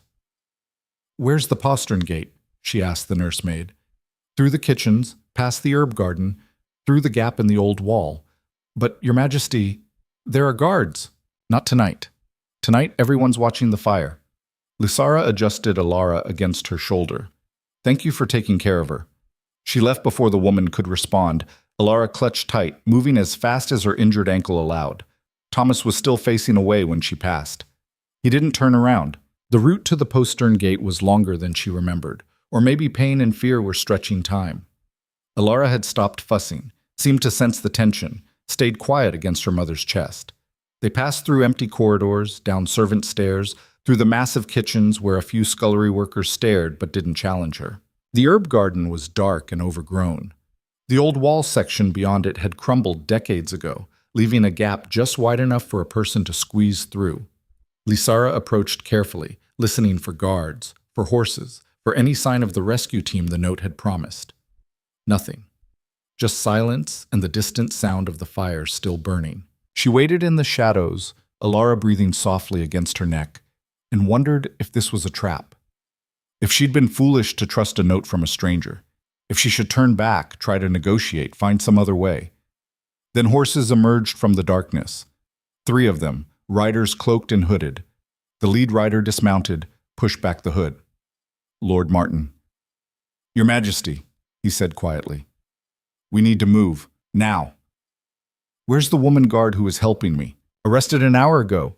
Brennan figured out she was passing messages. We barely got word to you in time. He held out his hand.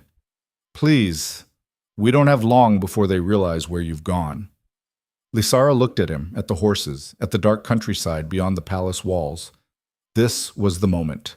Once she rode through that gap, she became a fugitive, an outlaw. Everything she'd been, everything she'd built as queen, gone. But Alara was warm in her arms, alive and safe, and that mattered more than titles. She took Martin's hand and let him pull her onto the horse behind him. They rode hard through the night, avoiding roads, cutting through forests and farmland that Lysara only half recognized in the darkness. Her ankle throbbed with every jolt, and Alara started crying from the rough movement, but they didn't stop. Behind them, she could see torches spreading from the palace, search parties fanning out. After an hour, they reached a small farmhouse set back from any main path. Martin dismounted, helped Lysara down, and knocked on the door in a pattern. 3 quick, 2 slow, 1 quick. An older woman opened it, took one look at Lysara and the baby, and ushered them inside without a word. The interior was simple but clean. A fire burned in the hearth. Bread and cheese sat on the table.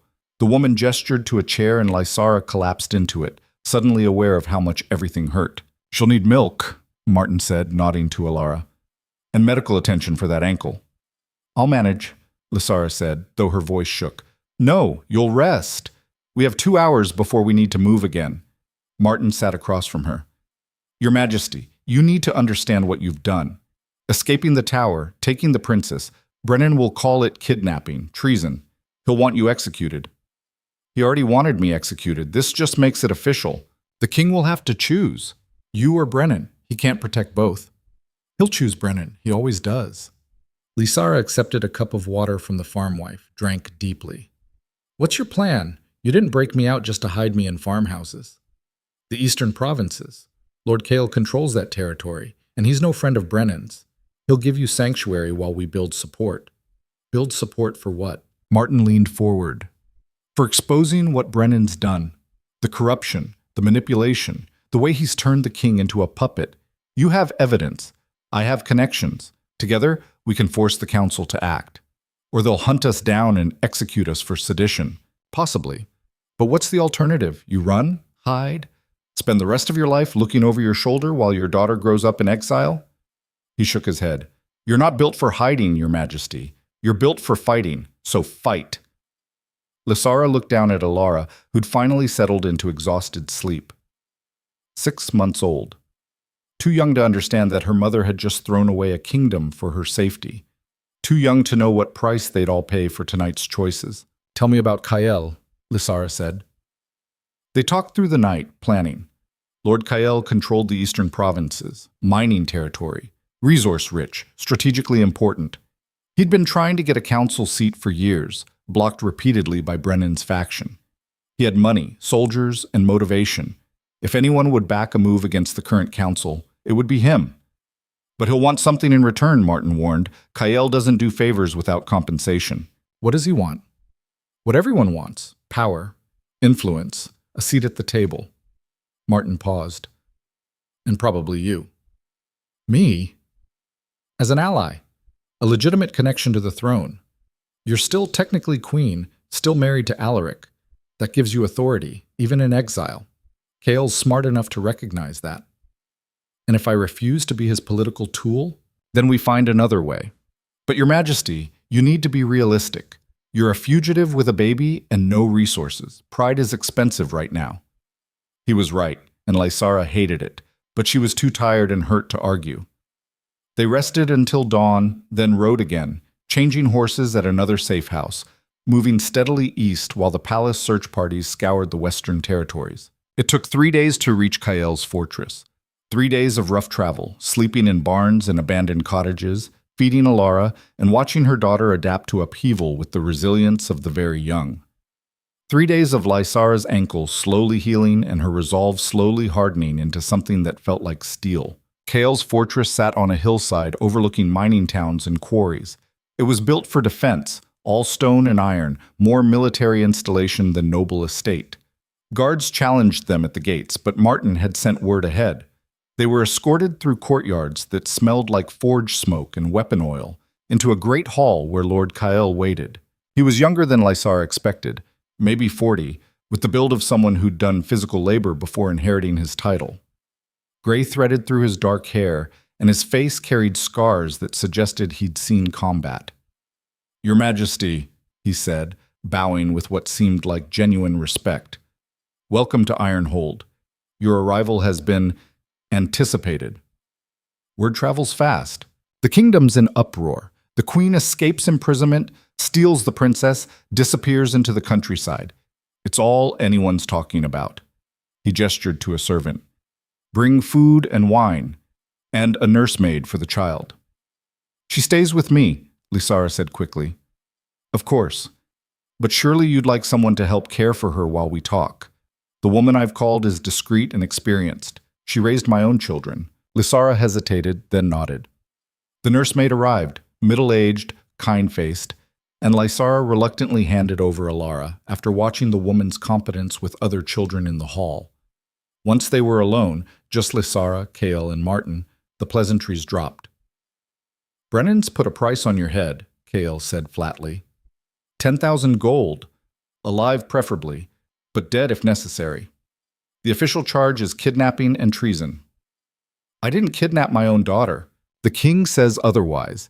He's declared you mentally unstable, claimed you've stolen his heir, and endangered her life. It's a compelling narrative." "It's a lie. Truth and narrative aren't the same thing. You know that." Kyle poured wine, offered her a cup. "The question is what you plan to do about it." "Lord Martin suggested you might help with that." "I might, if you help me." Kael sat back, studying her. "I've spent 10 years trying to get past Brennan's blockade on the council. He's kept me out because I won't play his games, won't funnel money to his schemes. But I have resources he needs, minerals, metals, access to trade routes. If you help me expose his corruption publicly, force the council to give me a seat, I'll give you sanctuary. Soldiers, political support." "And what happens to my daughter in this arrangement?" "She grows up safe, educated, and positioned to reclaim what's rightfully hers when she's old enough. If we play this right, Your Majesty, Princess Alara could be queen someday. A real one, not a puppet." It was ambitious, probably impossible, but it was also the only offer on the table. "How do we expose Brennan?" Lysara asked. "You already started. The budget documents you presented to the council, that was brilliant. But it needs to go further. Public testimony, multiple witnesses, a case so airtight that even Alaric can't ignore it." Kael leaned forward. "I have 3 council members who'll testify against Brennan if they're protected. They've wanted him gone for years, but were afraid to move alone. With you as the face of it, with my resources behind it, we can make this work. The king won't allow a public trial of his chief advisor. Then we don't ask permission. We build the case, present it to the full council and the regional lords, force a vote. If enough nobles break from Brennan's faction, Alaric will have to choose. Support his corrupt council or support reform. He'll choose Brennan, maybe, but then we'll have exposed him as complicit.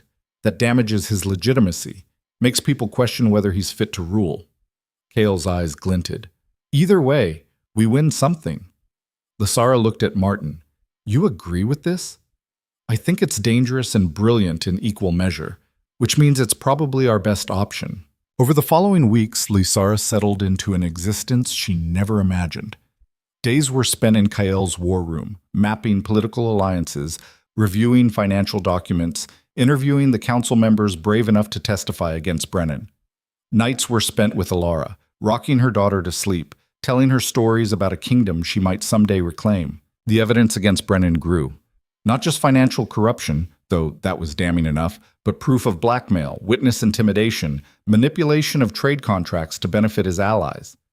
One of the testifying council members brought ledgers showing how Brennan had orchestrated the grain shortage Lysara had solved, deliberately withholding supplies to create crisis he could then fix for profit. He's been manufacturing disasters for years, Martin said one evening, spreading documents across the table. Every crisis that made the council look necessary, every emergency that required their intervention, half of them were Brennan's creation.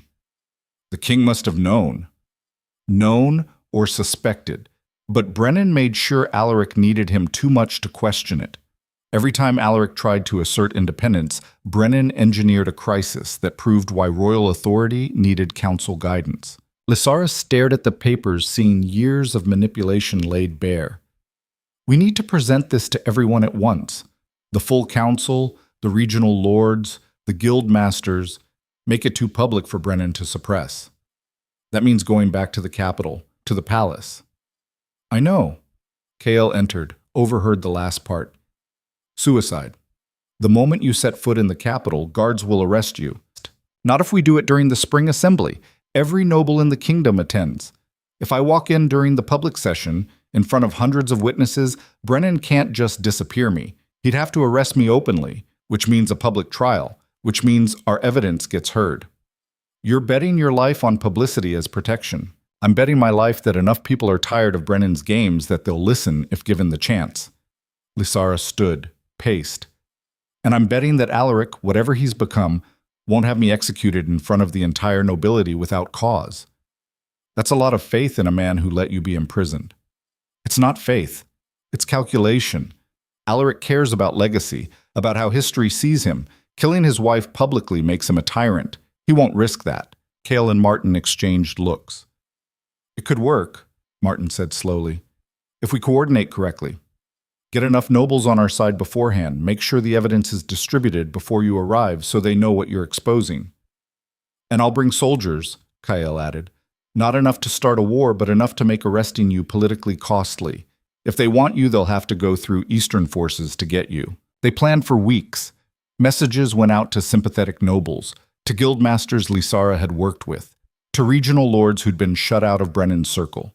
Copies of the evidence were prepared and distributed through secret channels, and Lysara prepared herself mentally for walking back into the palace that had become her prison. The spring assembly was in 6 weeks. They had that long to build support, to fortify their position, to make sure that when Lysara made her move, it would count. But 2 weeks before the assembly, everything changed. A messenger arrived at Ironhold, exhausted and mud-spattered from hard riding. He carried a letter sealed with the king's personal mark. Lysara opened it with shaking hands. Lysara, Lady Morell is dead. She miscarried again 3 days ago, and the bleeding wouldn't stop. The physicians tried everything. She died this morning. Brennan is calling it murder.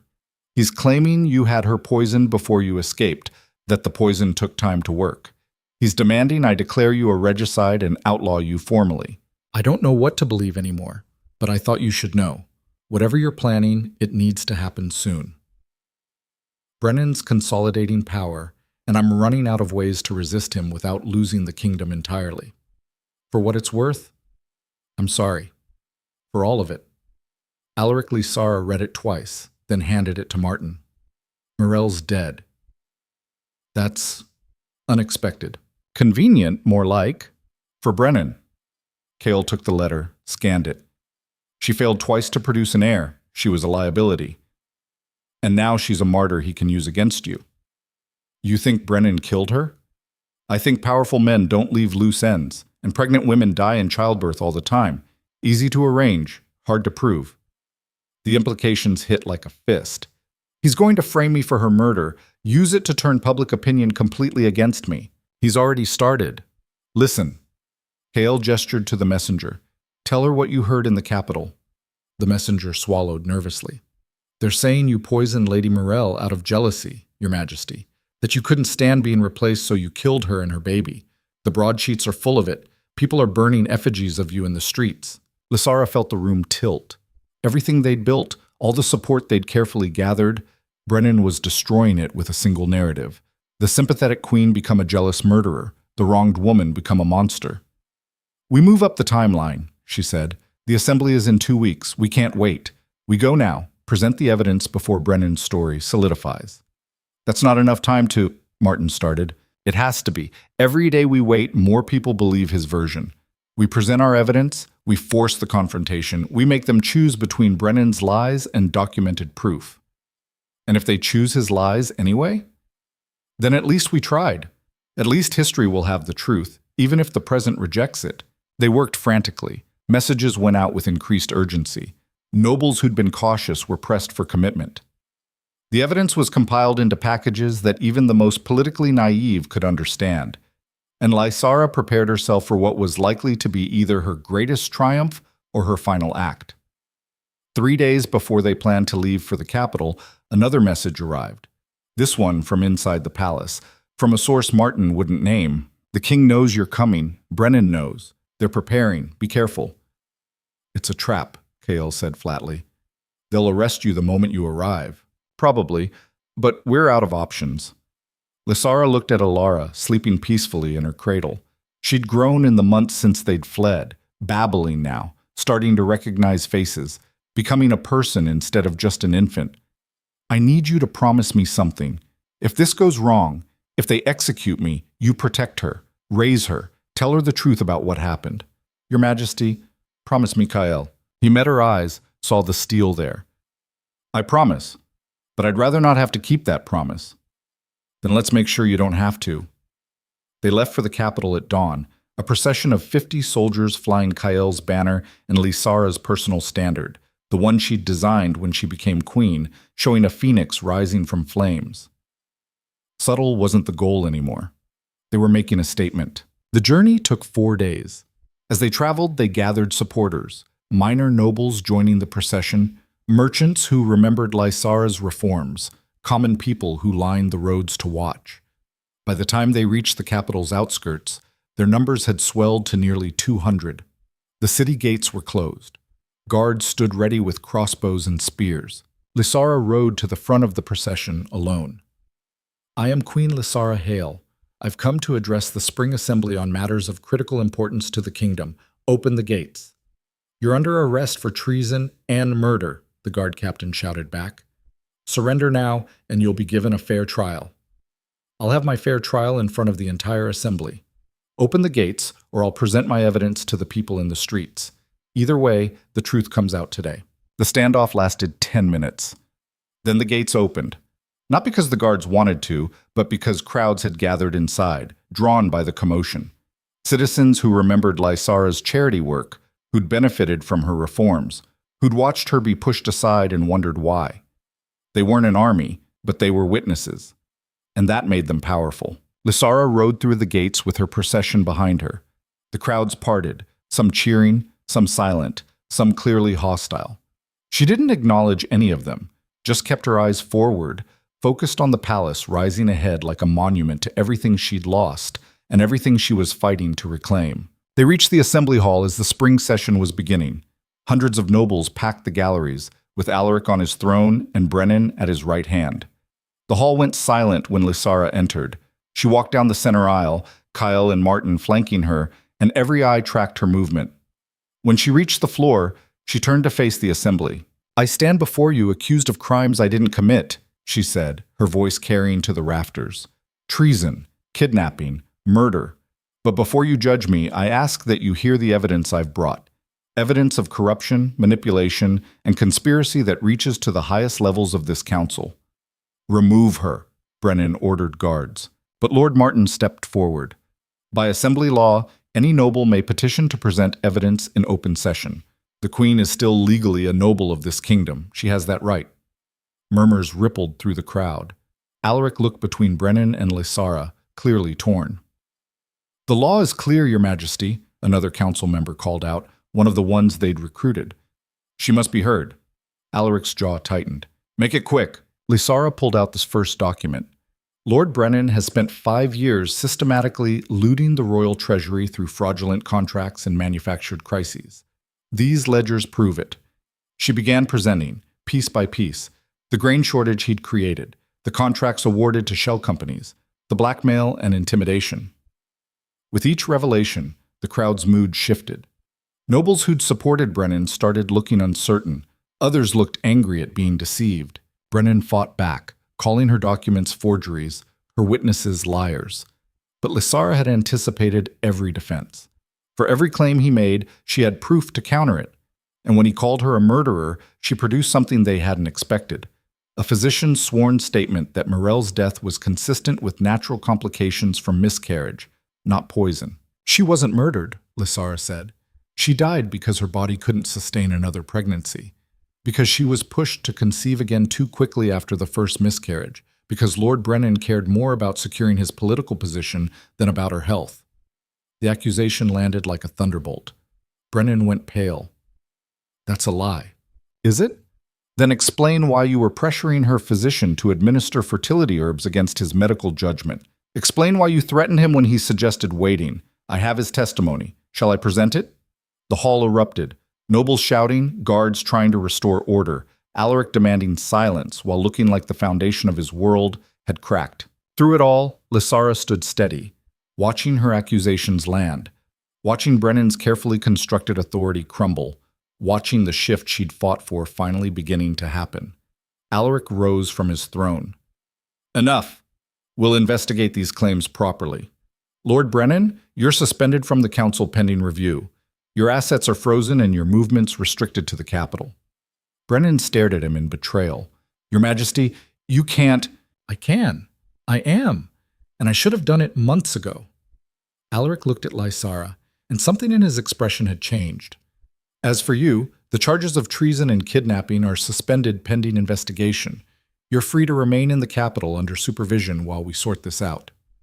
And the murder charge? Dropped. The evidence speaks for itself. It wasn't complete victory. She was still technically under house arrest, still being watched, still at the king's mercy. But it was more than she'd had when she walked in. It was a foothold, a chance. She curtsied because protocol demanded it. Thank you, Your Majesty. That night, installed in guest quarters far from the royal wing, Lysara held Alara and tried to process what had happened. They'd wounded Brennan, maybe mortally. They'd exposed the corruption. They'd forced Alaric to act. But the war wasn't over, just entering a new phase. Martin visited after dark. The council's in chaos. Brennan's allies are scrambling. Some are jumping ship, others doubling down. It's a mess. Good. Chaos is opportunity. The king wants to see you, tomorrow. Private audience. Lysara nodded slowly. Then I'll see him. It's time we finish the conversation we started in the tower. Be careful. He's unpredictable right now. So am I. The next morning she dressed carefully, not in servant's clothes or exile's simplicity, but in the gown she'd worn for her coronation, blue silk with silver thread, the colors of her house. She braided her hair in the queen's style and wore the one piece of jewelry they hadn't taken, her mother's ring. When she entered the private audience chamber, Alaric was alone. No guards, no advisors. Just him. Looking older than his years, standing by the window where they'd stood together so many times before.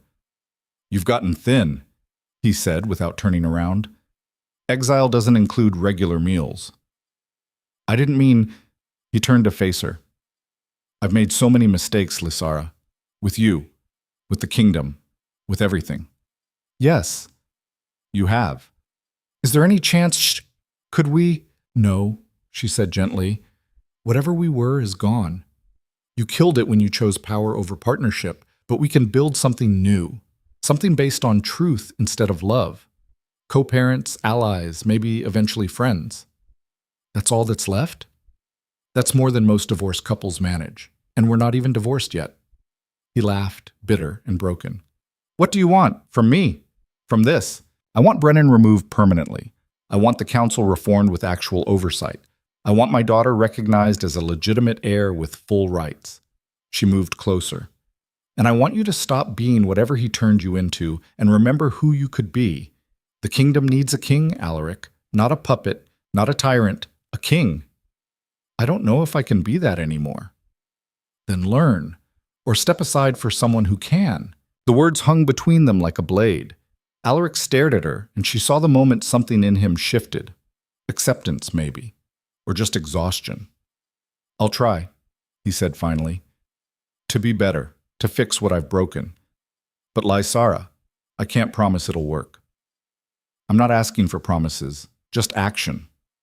She left him there, walked out into sunlight that felt warmer than it had in months, and allowed herself the smallest smile. The war wasn't won, but for the first time since this nightmare began, she wasn't just surviving, she was winning. She was winning, but winning wasn't the same as won. The investigation into Brennan's corruption took 3 weeks, and every day felt like walking on glass.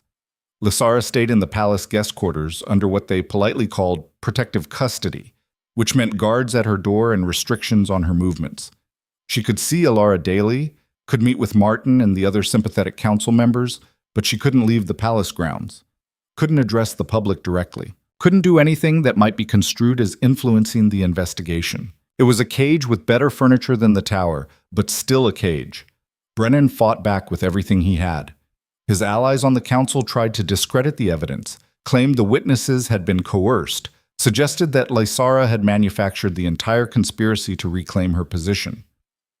The broadsheet split along factional lines, some calling for Brennan's execution, others insisting he was the victim of a bitter woman's vendetta. Public opinion is shifting, Martin reported one evening, spreading newspapers across the table in Lysara's quarters. Not quickly, but steadily. The evidence is too strong to dismiss entirely. Even Brennan's supporters are having trouble defending the grain shortage manipulation. What about the council vote? Close.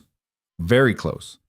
If it were held today, I think we'd have the votes to remove him permanently, but his faction is working overtime to sway the undecided members. Then we need to give them something they can't ignore.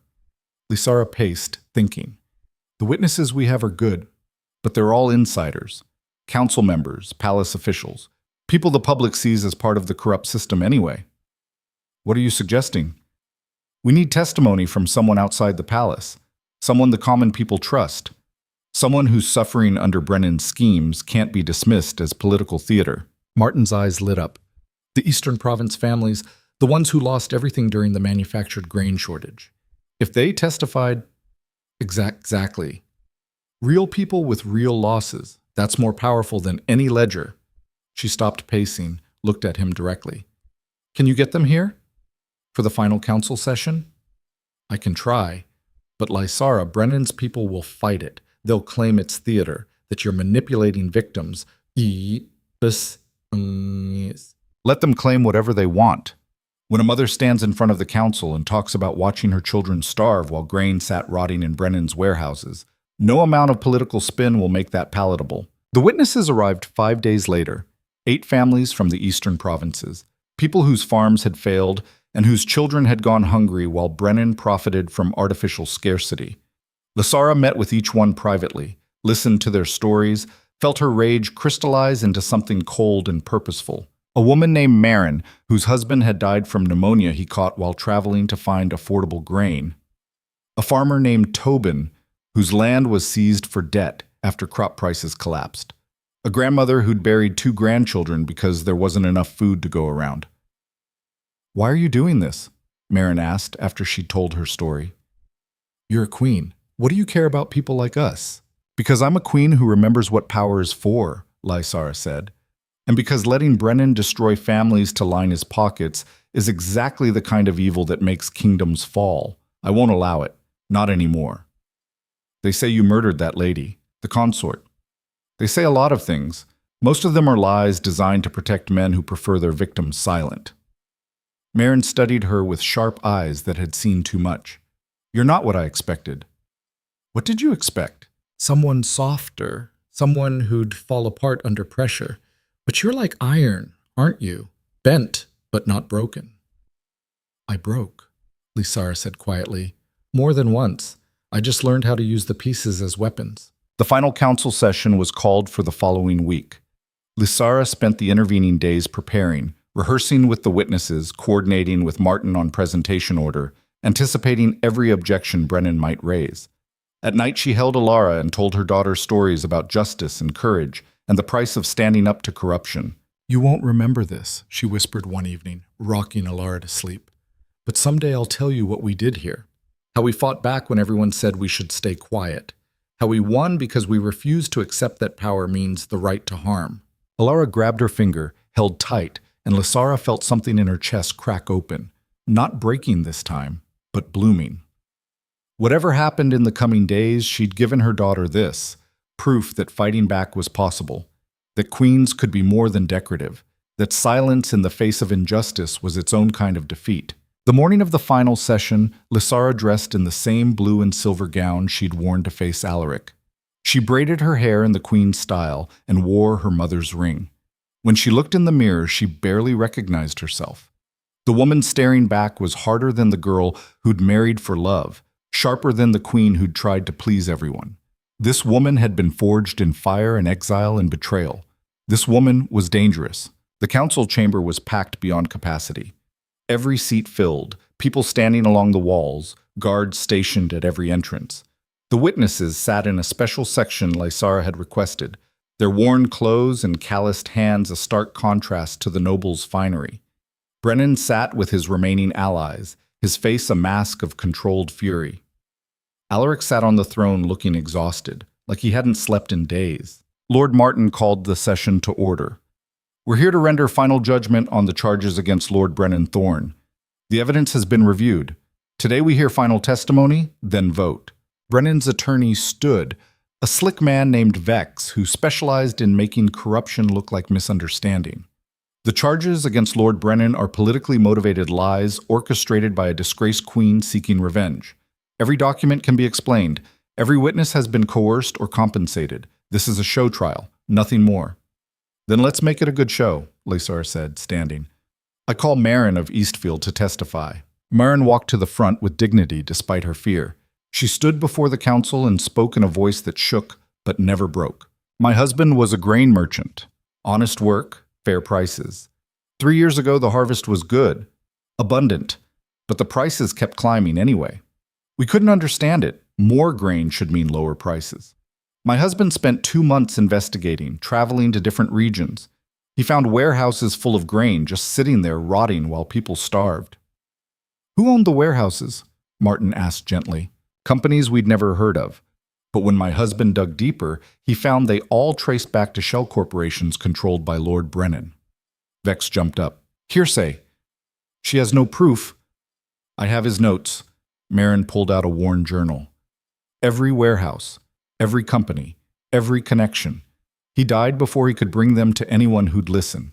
Pneumonia from traveling in winter storms because we couldn't afford grain to see us through. But his work didn't die with him. The journal was entered as evidence. Brennan's face went pale. Tobin testified next. Then the grandmother. Then 5 more families, each one adding another piece to the puzzle, another nail in Brennan's coffin. By the time they finished, the council chamber was silent except for someone's quiet crying. These people are lying, Brennan said, standing. Paid actors brought here to perform. We ain't paid nothing, Tobin interrupted.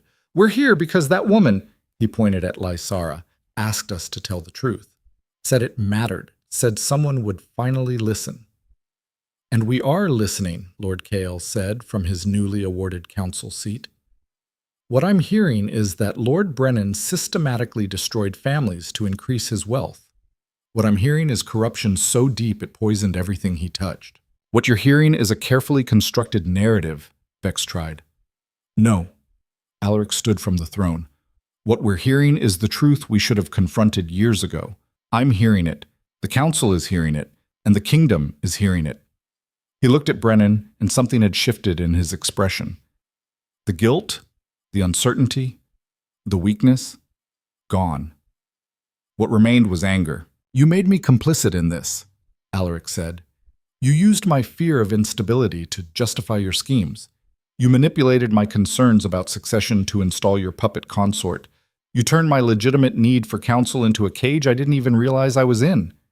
Your Majesty, I served you faithfully.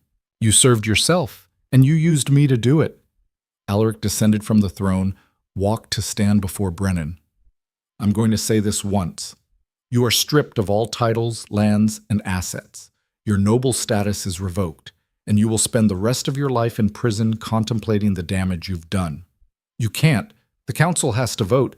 The crown can remove nobles for treason. This is treason. I'm exercising that authority. Alaric turned to the guards. Take him. Brennan fought as they dragged him away, screaming about injustice and conspiracy, about how Lysara had poisoned the king's mind. but his voice faded as the doors closed, leaving only echoes. The chamber erupted in chaos. Some nobles cheering, others shouting protest, most just stunned into silence. Alaric called for order, got it eventually, then turned to Lysara. The charges against you are formally dismissed. All of them. You're cleared of wrongdoing and restored to full status as queen. Something in Lysara's chest that had been clenched tight for months finally loosened. Thank you, Your Majesty. Don't thank me. You did this. You exposed him when I was too blind or too cowardly to see what was right in front of me. He paused. We need to talk. Privately. About what comes next. They met that evening in the same audience chamber where she'd told him their marriage was over. Alaric poured wine with shaking hands, offered her a glass she accepted but didn't drink. I don't expect forgiveness, he said. What I did to you, the consort, the imprisonment, all of it, there's no excuse. No, there isn't. But I want to make it right, as much as I can. He set down his glass. I'm offering you a choice. We can stay married in name, rule as co-regents with clear divisions of power. You handle domestic policy, I handle foreign relations. Separate lives, united front. Or what? Or we end it. Formal divorce. You take full custody of Alara, significant financial settlement, political autonomy. You'd be free of me entirely. Lysara turned the wine glass in her hands, watching candlelight refract through red liquid. What do you want? Honestly, I want to go back to the garden where we first kissed and start over, making better choices. But that's impossible. He met her eyes. So I want whatever lets you be happy, or at least not miserable. I don't trust you anymore, you know that. I know. And I don't love you. Whatever we had is dead. I know that too.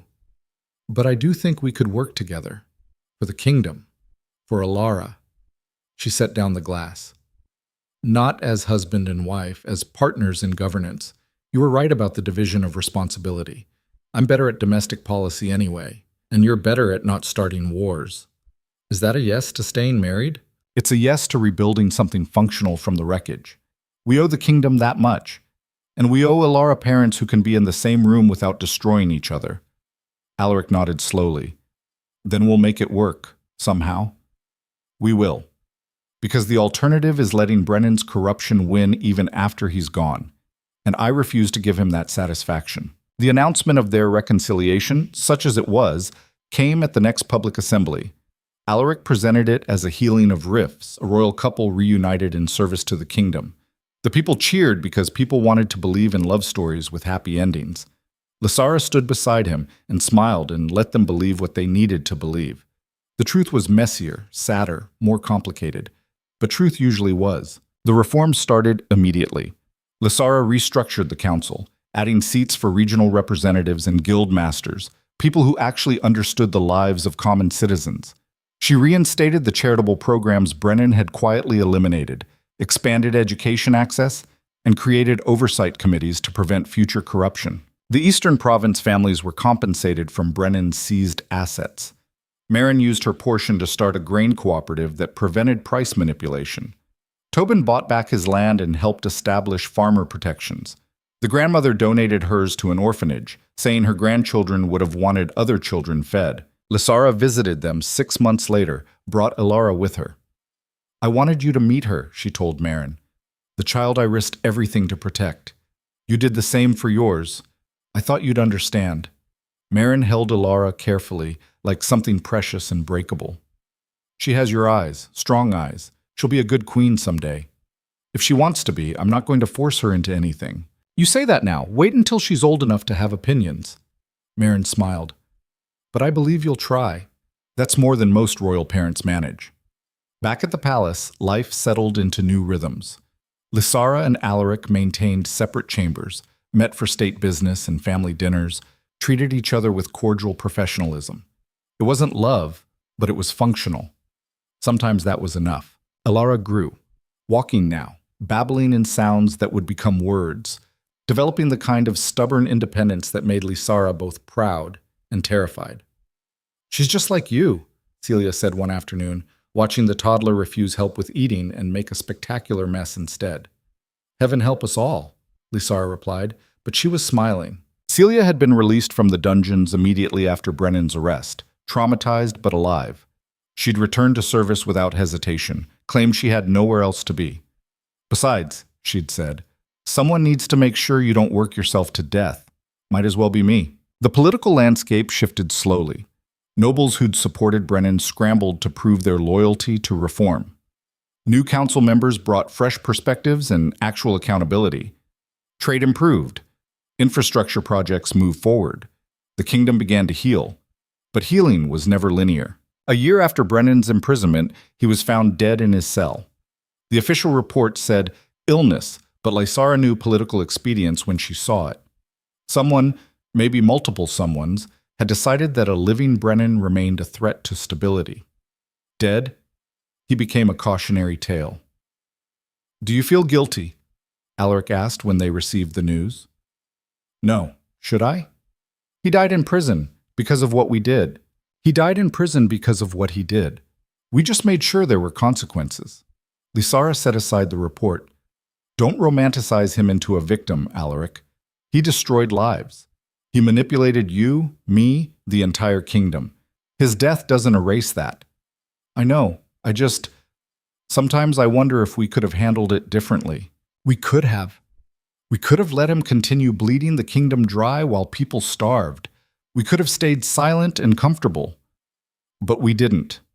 We chose justice over convenience. History will judge whether we were right."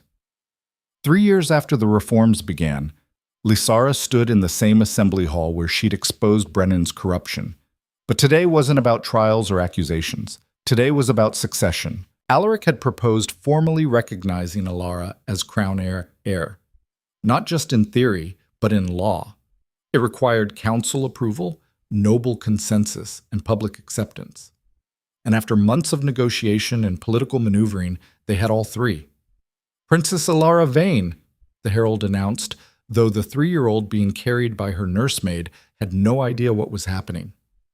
Heir to the throne of the realm, recognized by crown, council, and kingdom. Applause filled the hall. Not universal, some nobles still grumbled about female succession, but overwhelming. Lysara watched her daughter clutch her favorite stuffed rabbit and wave at the crowd and felt something shift in her chest. This was what she'd fought for. Not revenge, not vindication, but this, the right for her daughter to be valued for who she was, not regretted for who she wasn't. Alaric stood beside her, not touching, but present. "You did it," he said quietly.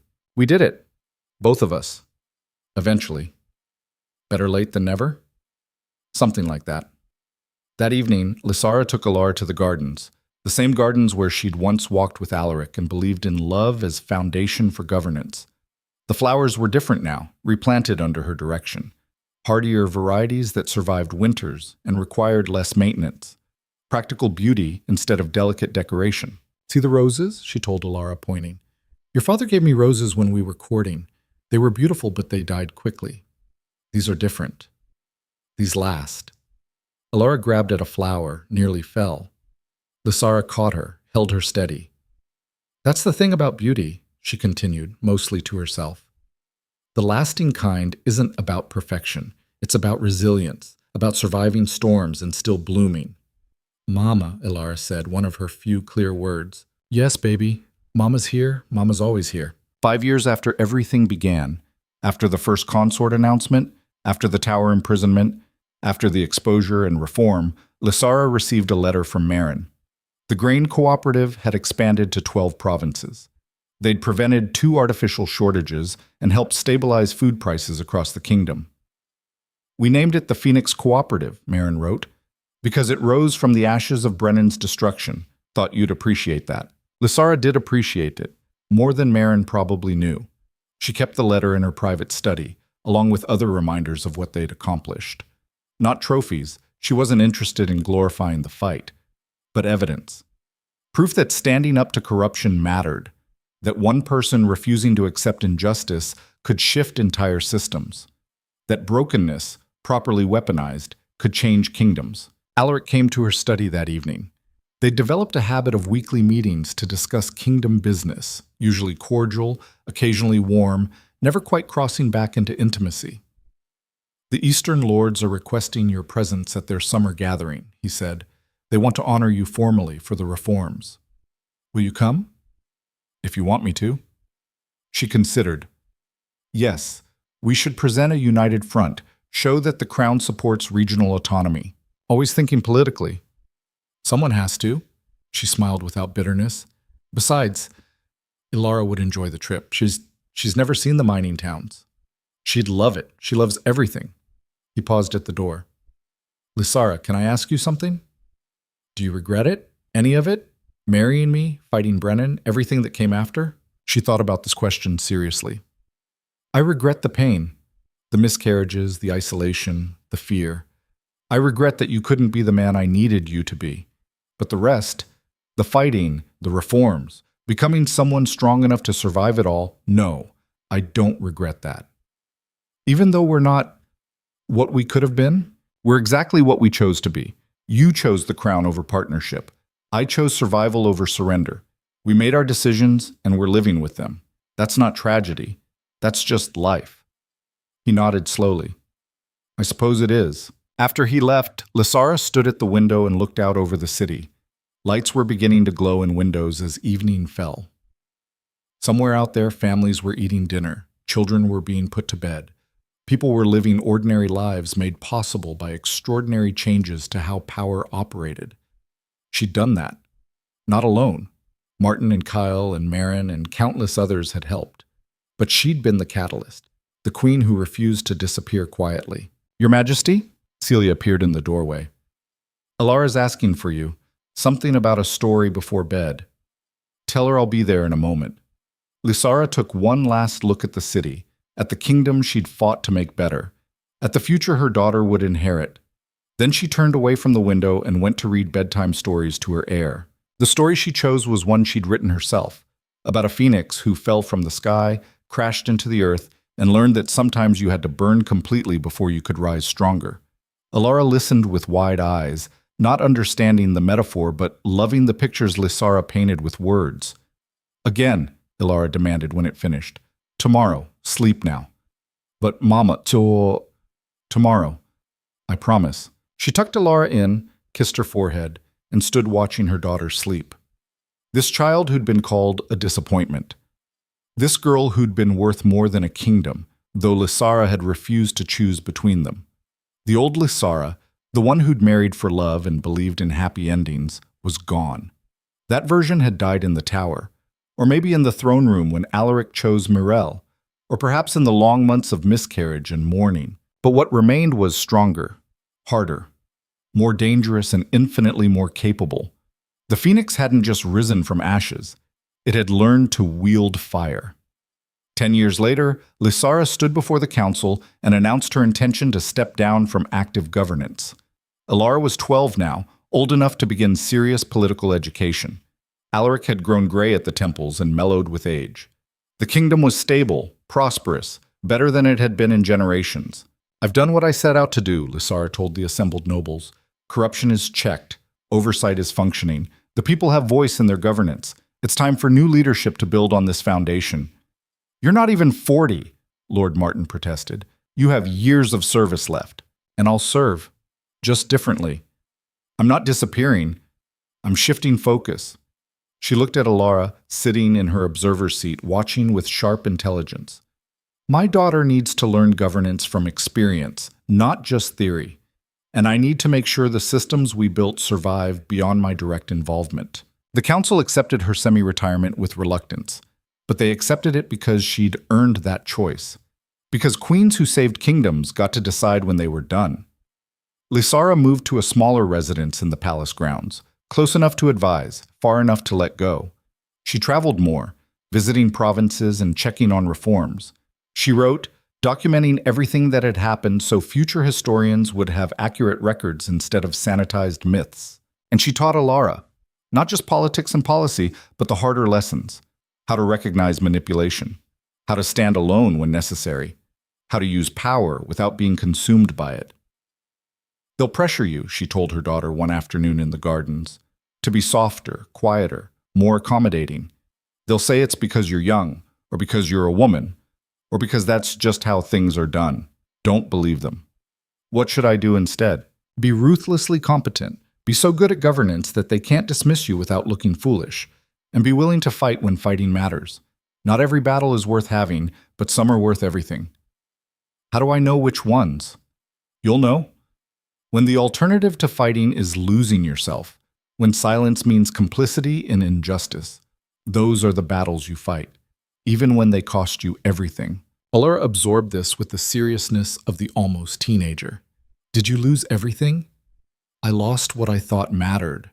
My marriage, my safety, my certainty about the world, but I gained something better, myself. The real version, not the one I pretended to be to make other people comfortable. Do you miss him, Father? Lysara considered the question honestly. I miss who we were before politics destroyed us, but I don't miss the marriage we actually had. And I'm grateful for you, which wouldn't have happened without him. So it's complicated. Most things are. I'm learning. Smart girl, hold on to that. The world prefers simple stories, but reality is always complex. 20 years after Alaric took a consort and destroyed their marriage, Lysara attended his funeral. He died peacefully in his sleep at 56, worn out by stress and regret, and the weight of a crown he'd never quite grown into. The kingdom mourned appropriately. Bells rang, flags flew at half-mast. Nobles gave speeches about his dedication and service. Most of it was performance, political theater that accompanied royal deaths. But Lysara's grief was real, if complicated. She stood by his coffin before the public viewing and looked at the man she'd once loved enough to marry. Death had smoothed the stress from his face, making him look younger, almost like the prince who'd stopped to watch her argue with a merchant about wool prices. I forgave you, she told him quietly. Not because you earned it, because holding on to anger was exhausting, and I had better things to do with my energy. But I want you to know, I never forgot what you did, what you chose, who you became when tested. She reached out, touched his cold hand. I hope you found peace. I hope you knew at the end that we did good work together. Even broken, even separately, we made the kingdom better. That has to count for something. Allura appeared beside her, 22 now, and carrying herself with the authority of an heir who'd been trained by the best. Mama, they're ready for you.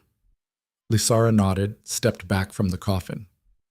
He was a complicated man. Be kind in how you remember him. I will. He taught me to ride. That's what I'll remember. The funeral was elaborate, state ceremony requiring hours of standing and ritual. Lysara endured it with practiced grace, accepting condolences from nobles who'd once whispered that she should be set aside, nodding at sympathy from people who'd once called her a murderer. Afterward, she returned to her residence and sat in her garden with wine and memories. Celia found her there as the sun set. You did well today, Celia said, settling into the adjacent chair with the familiarity of 40 years' friendship. I performed adequately. That's not what I meant. You genuinely grieved him. Despite everything, you mourned. Of course I did. He was my husband for 20 years, even if only in name for most of them. He gave me my daughter. He eventually found the courage to stand up to Brennan. He earned grief, even if he didn't earn forgiveness. Do you think he knew? How much you'd changed him? Lysara sipped her wine, considering. I think he knew he changed. Whether he understood my role in that, I'm not sure. Men rarely acknowledge the women who force them to grow. 6 months later, Allura was crowned queen. Not regent, not heir-in-waiting, full queen with complete authority. The ceremony was magnificent, watched by thousands, celebrated across the kingdom. Lysara sat in the audience section, not on the throne, and watched her daughter take vows of service and duty. Watched the crown placed on Allura's head. Watched a new generation take control of power and reshape it according to their vision. When Allura spoke her first words as queen, they were about continuing reforms, strengthening oversight, ensuring no one person could ever wield the kind of unchecked power Brennan had accumulated. She'd learned well. After the ceremony, Allura found Lysara in the palace library where she'd retreated to escape the celebration noise. You left early, Allura said. It's your day. You don't need me hovering. I always need you, just not always visibly. Allura sat beside her mother. I'm terrified. Good. Fear means you understand the responsibility. What if I fail? What if I become what father was, weak, manipulated, complicit in corruption? Then I'll show up at council meetings and publicly shame you until you do better." Lysara smiled. "But you won't fail. You're too stubborn, too smart, and too aware of what failure looks like. You've seen the cost. You won't pay it." "How do you know?" "Because you're my daughter. And I raised you to be stronger than I was at your age, stronger than your father ever managed. You'll make mistakes, everyone does, but you'll own them and fix them. That's what matters." Elara leaned against her shoulder the way she had as a child. "Thank you. For everything. For fighting when you could have surrendered. For surviving when dying would have been easier. For teaching me that queens can be warriors. Queens have always been warriors. Most people just prefer to pretend otherwise." Lysara wrapped an arm around her daughter. "Now go back to your celebration. Your kingdom is waiting." "Our kingdom?" "No. Mine was the fight to make it worthy of you. Yours is the work of keeping it that way. Different battles, different queens." Elara stood, adjusted her crown, still getting used to the weight. "Will you be at dinner?" "Wouldn't miss it. Someone needs to make sure you don't let the nobles talk you into terrible decisions on your first day." After Elara left, Lysara sat alone in the library, surrounded by books about governance and history and the long arc of justice. Somewhere in these shelves was the record she'd written, the detailed account of everything that had happened. Future historians would read it and draw their conclusions about whether she'd been hero or villain, victim or victor. She didn't care which label they chose. What mattered was the truth survived, that her daughter ruled with wisdom and strength, that the kingdom she'd bled for was better than the one she'd married into. That was legacy enough. Years passed. Lysara grew old gracefully, her hair silver but her mind sharp. She traveled, wrote, advised when asked, and kept silent when wisdom dictated. She watched Elara navigate crises and triumphs, watched her daughter make wise choices and occasionally foolish ones, always learning, always adapting. She saw the Phoenix Cooperative expand into a kingdom-wide network ensuring food security. She watched infrastructure projects she'd championed come to fruition. She lived to see her granddaughter born, a sharp-eyed baby girl that Elara named Lysara in honor. "You're giving her high expectations," Lysara told her daughter, holding baby Lysara with the careful reverence of someone who understood fragility and resilience in equal measure. "She'll meet them. She's named for a woman who burned down corruption and rose from the ashes. How could she not be extraordinary?" On her 70th birthday, the kingdom threw a celebration Lysara didn't attend. Instead, she sat in her garden, the one she'd redesigned decades ago with hardy roses and practical beauty, and reflected on the distance between the girl who'd argued with merchants and the woman who'd reformed a kingdom. Celia found her there, equally old, equally stubborn about refusing elaborate birthday festivities. "They're disappointed you're not at the palace," Celia said. "They'll survive. I spent enough years performing for audiences. Today I'm allowed to be privately old."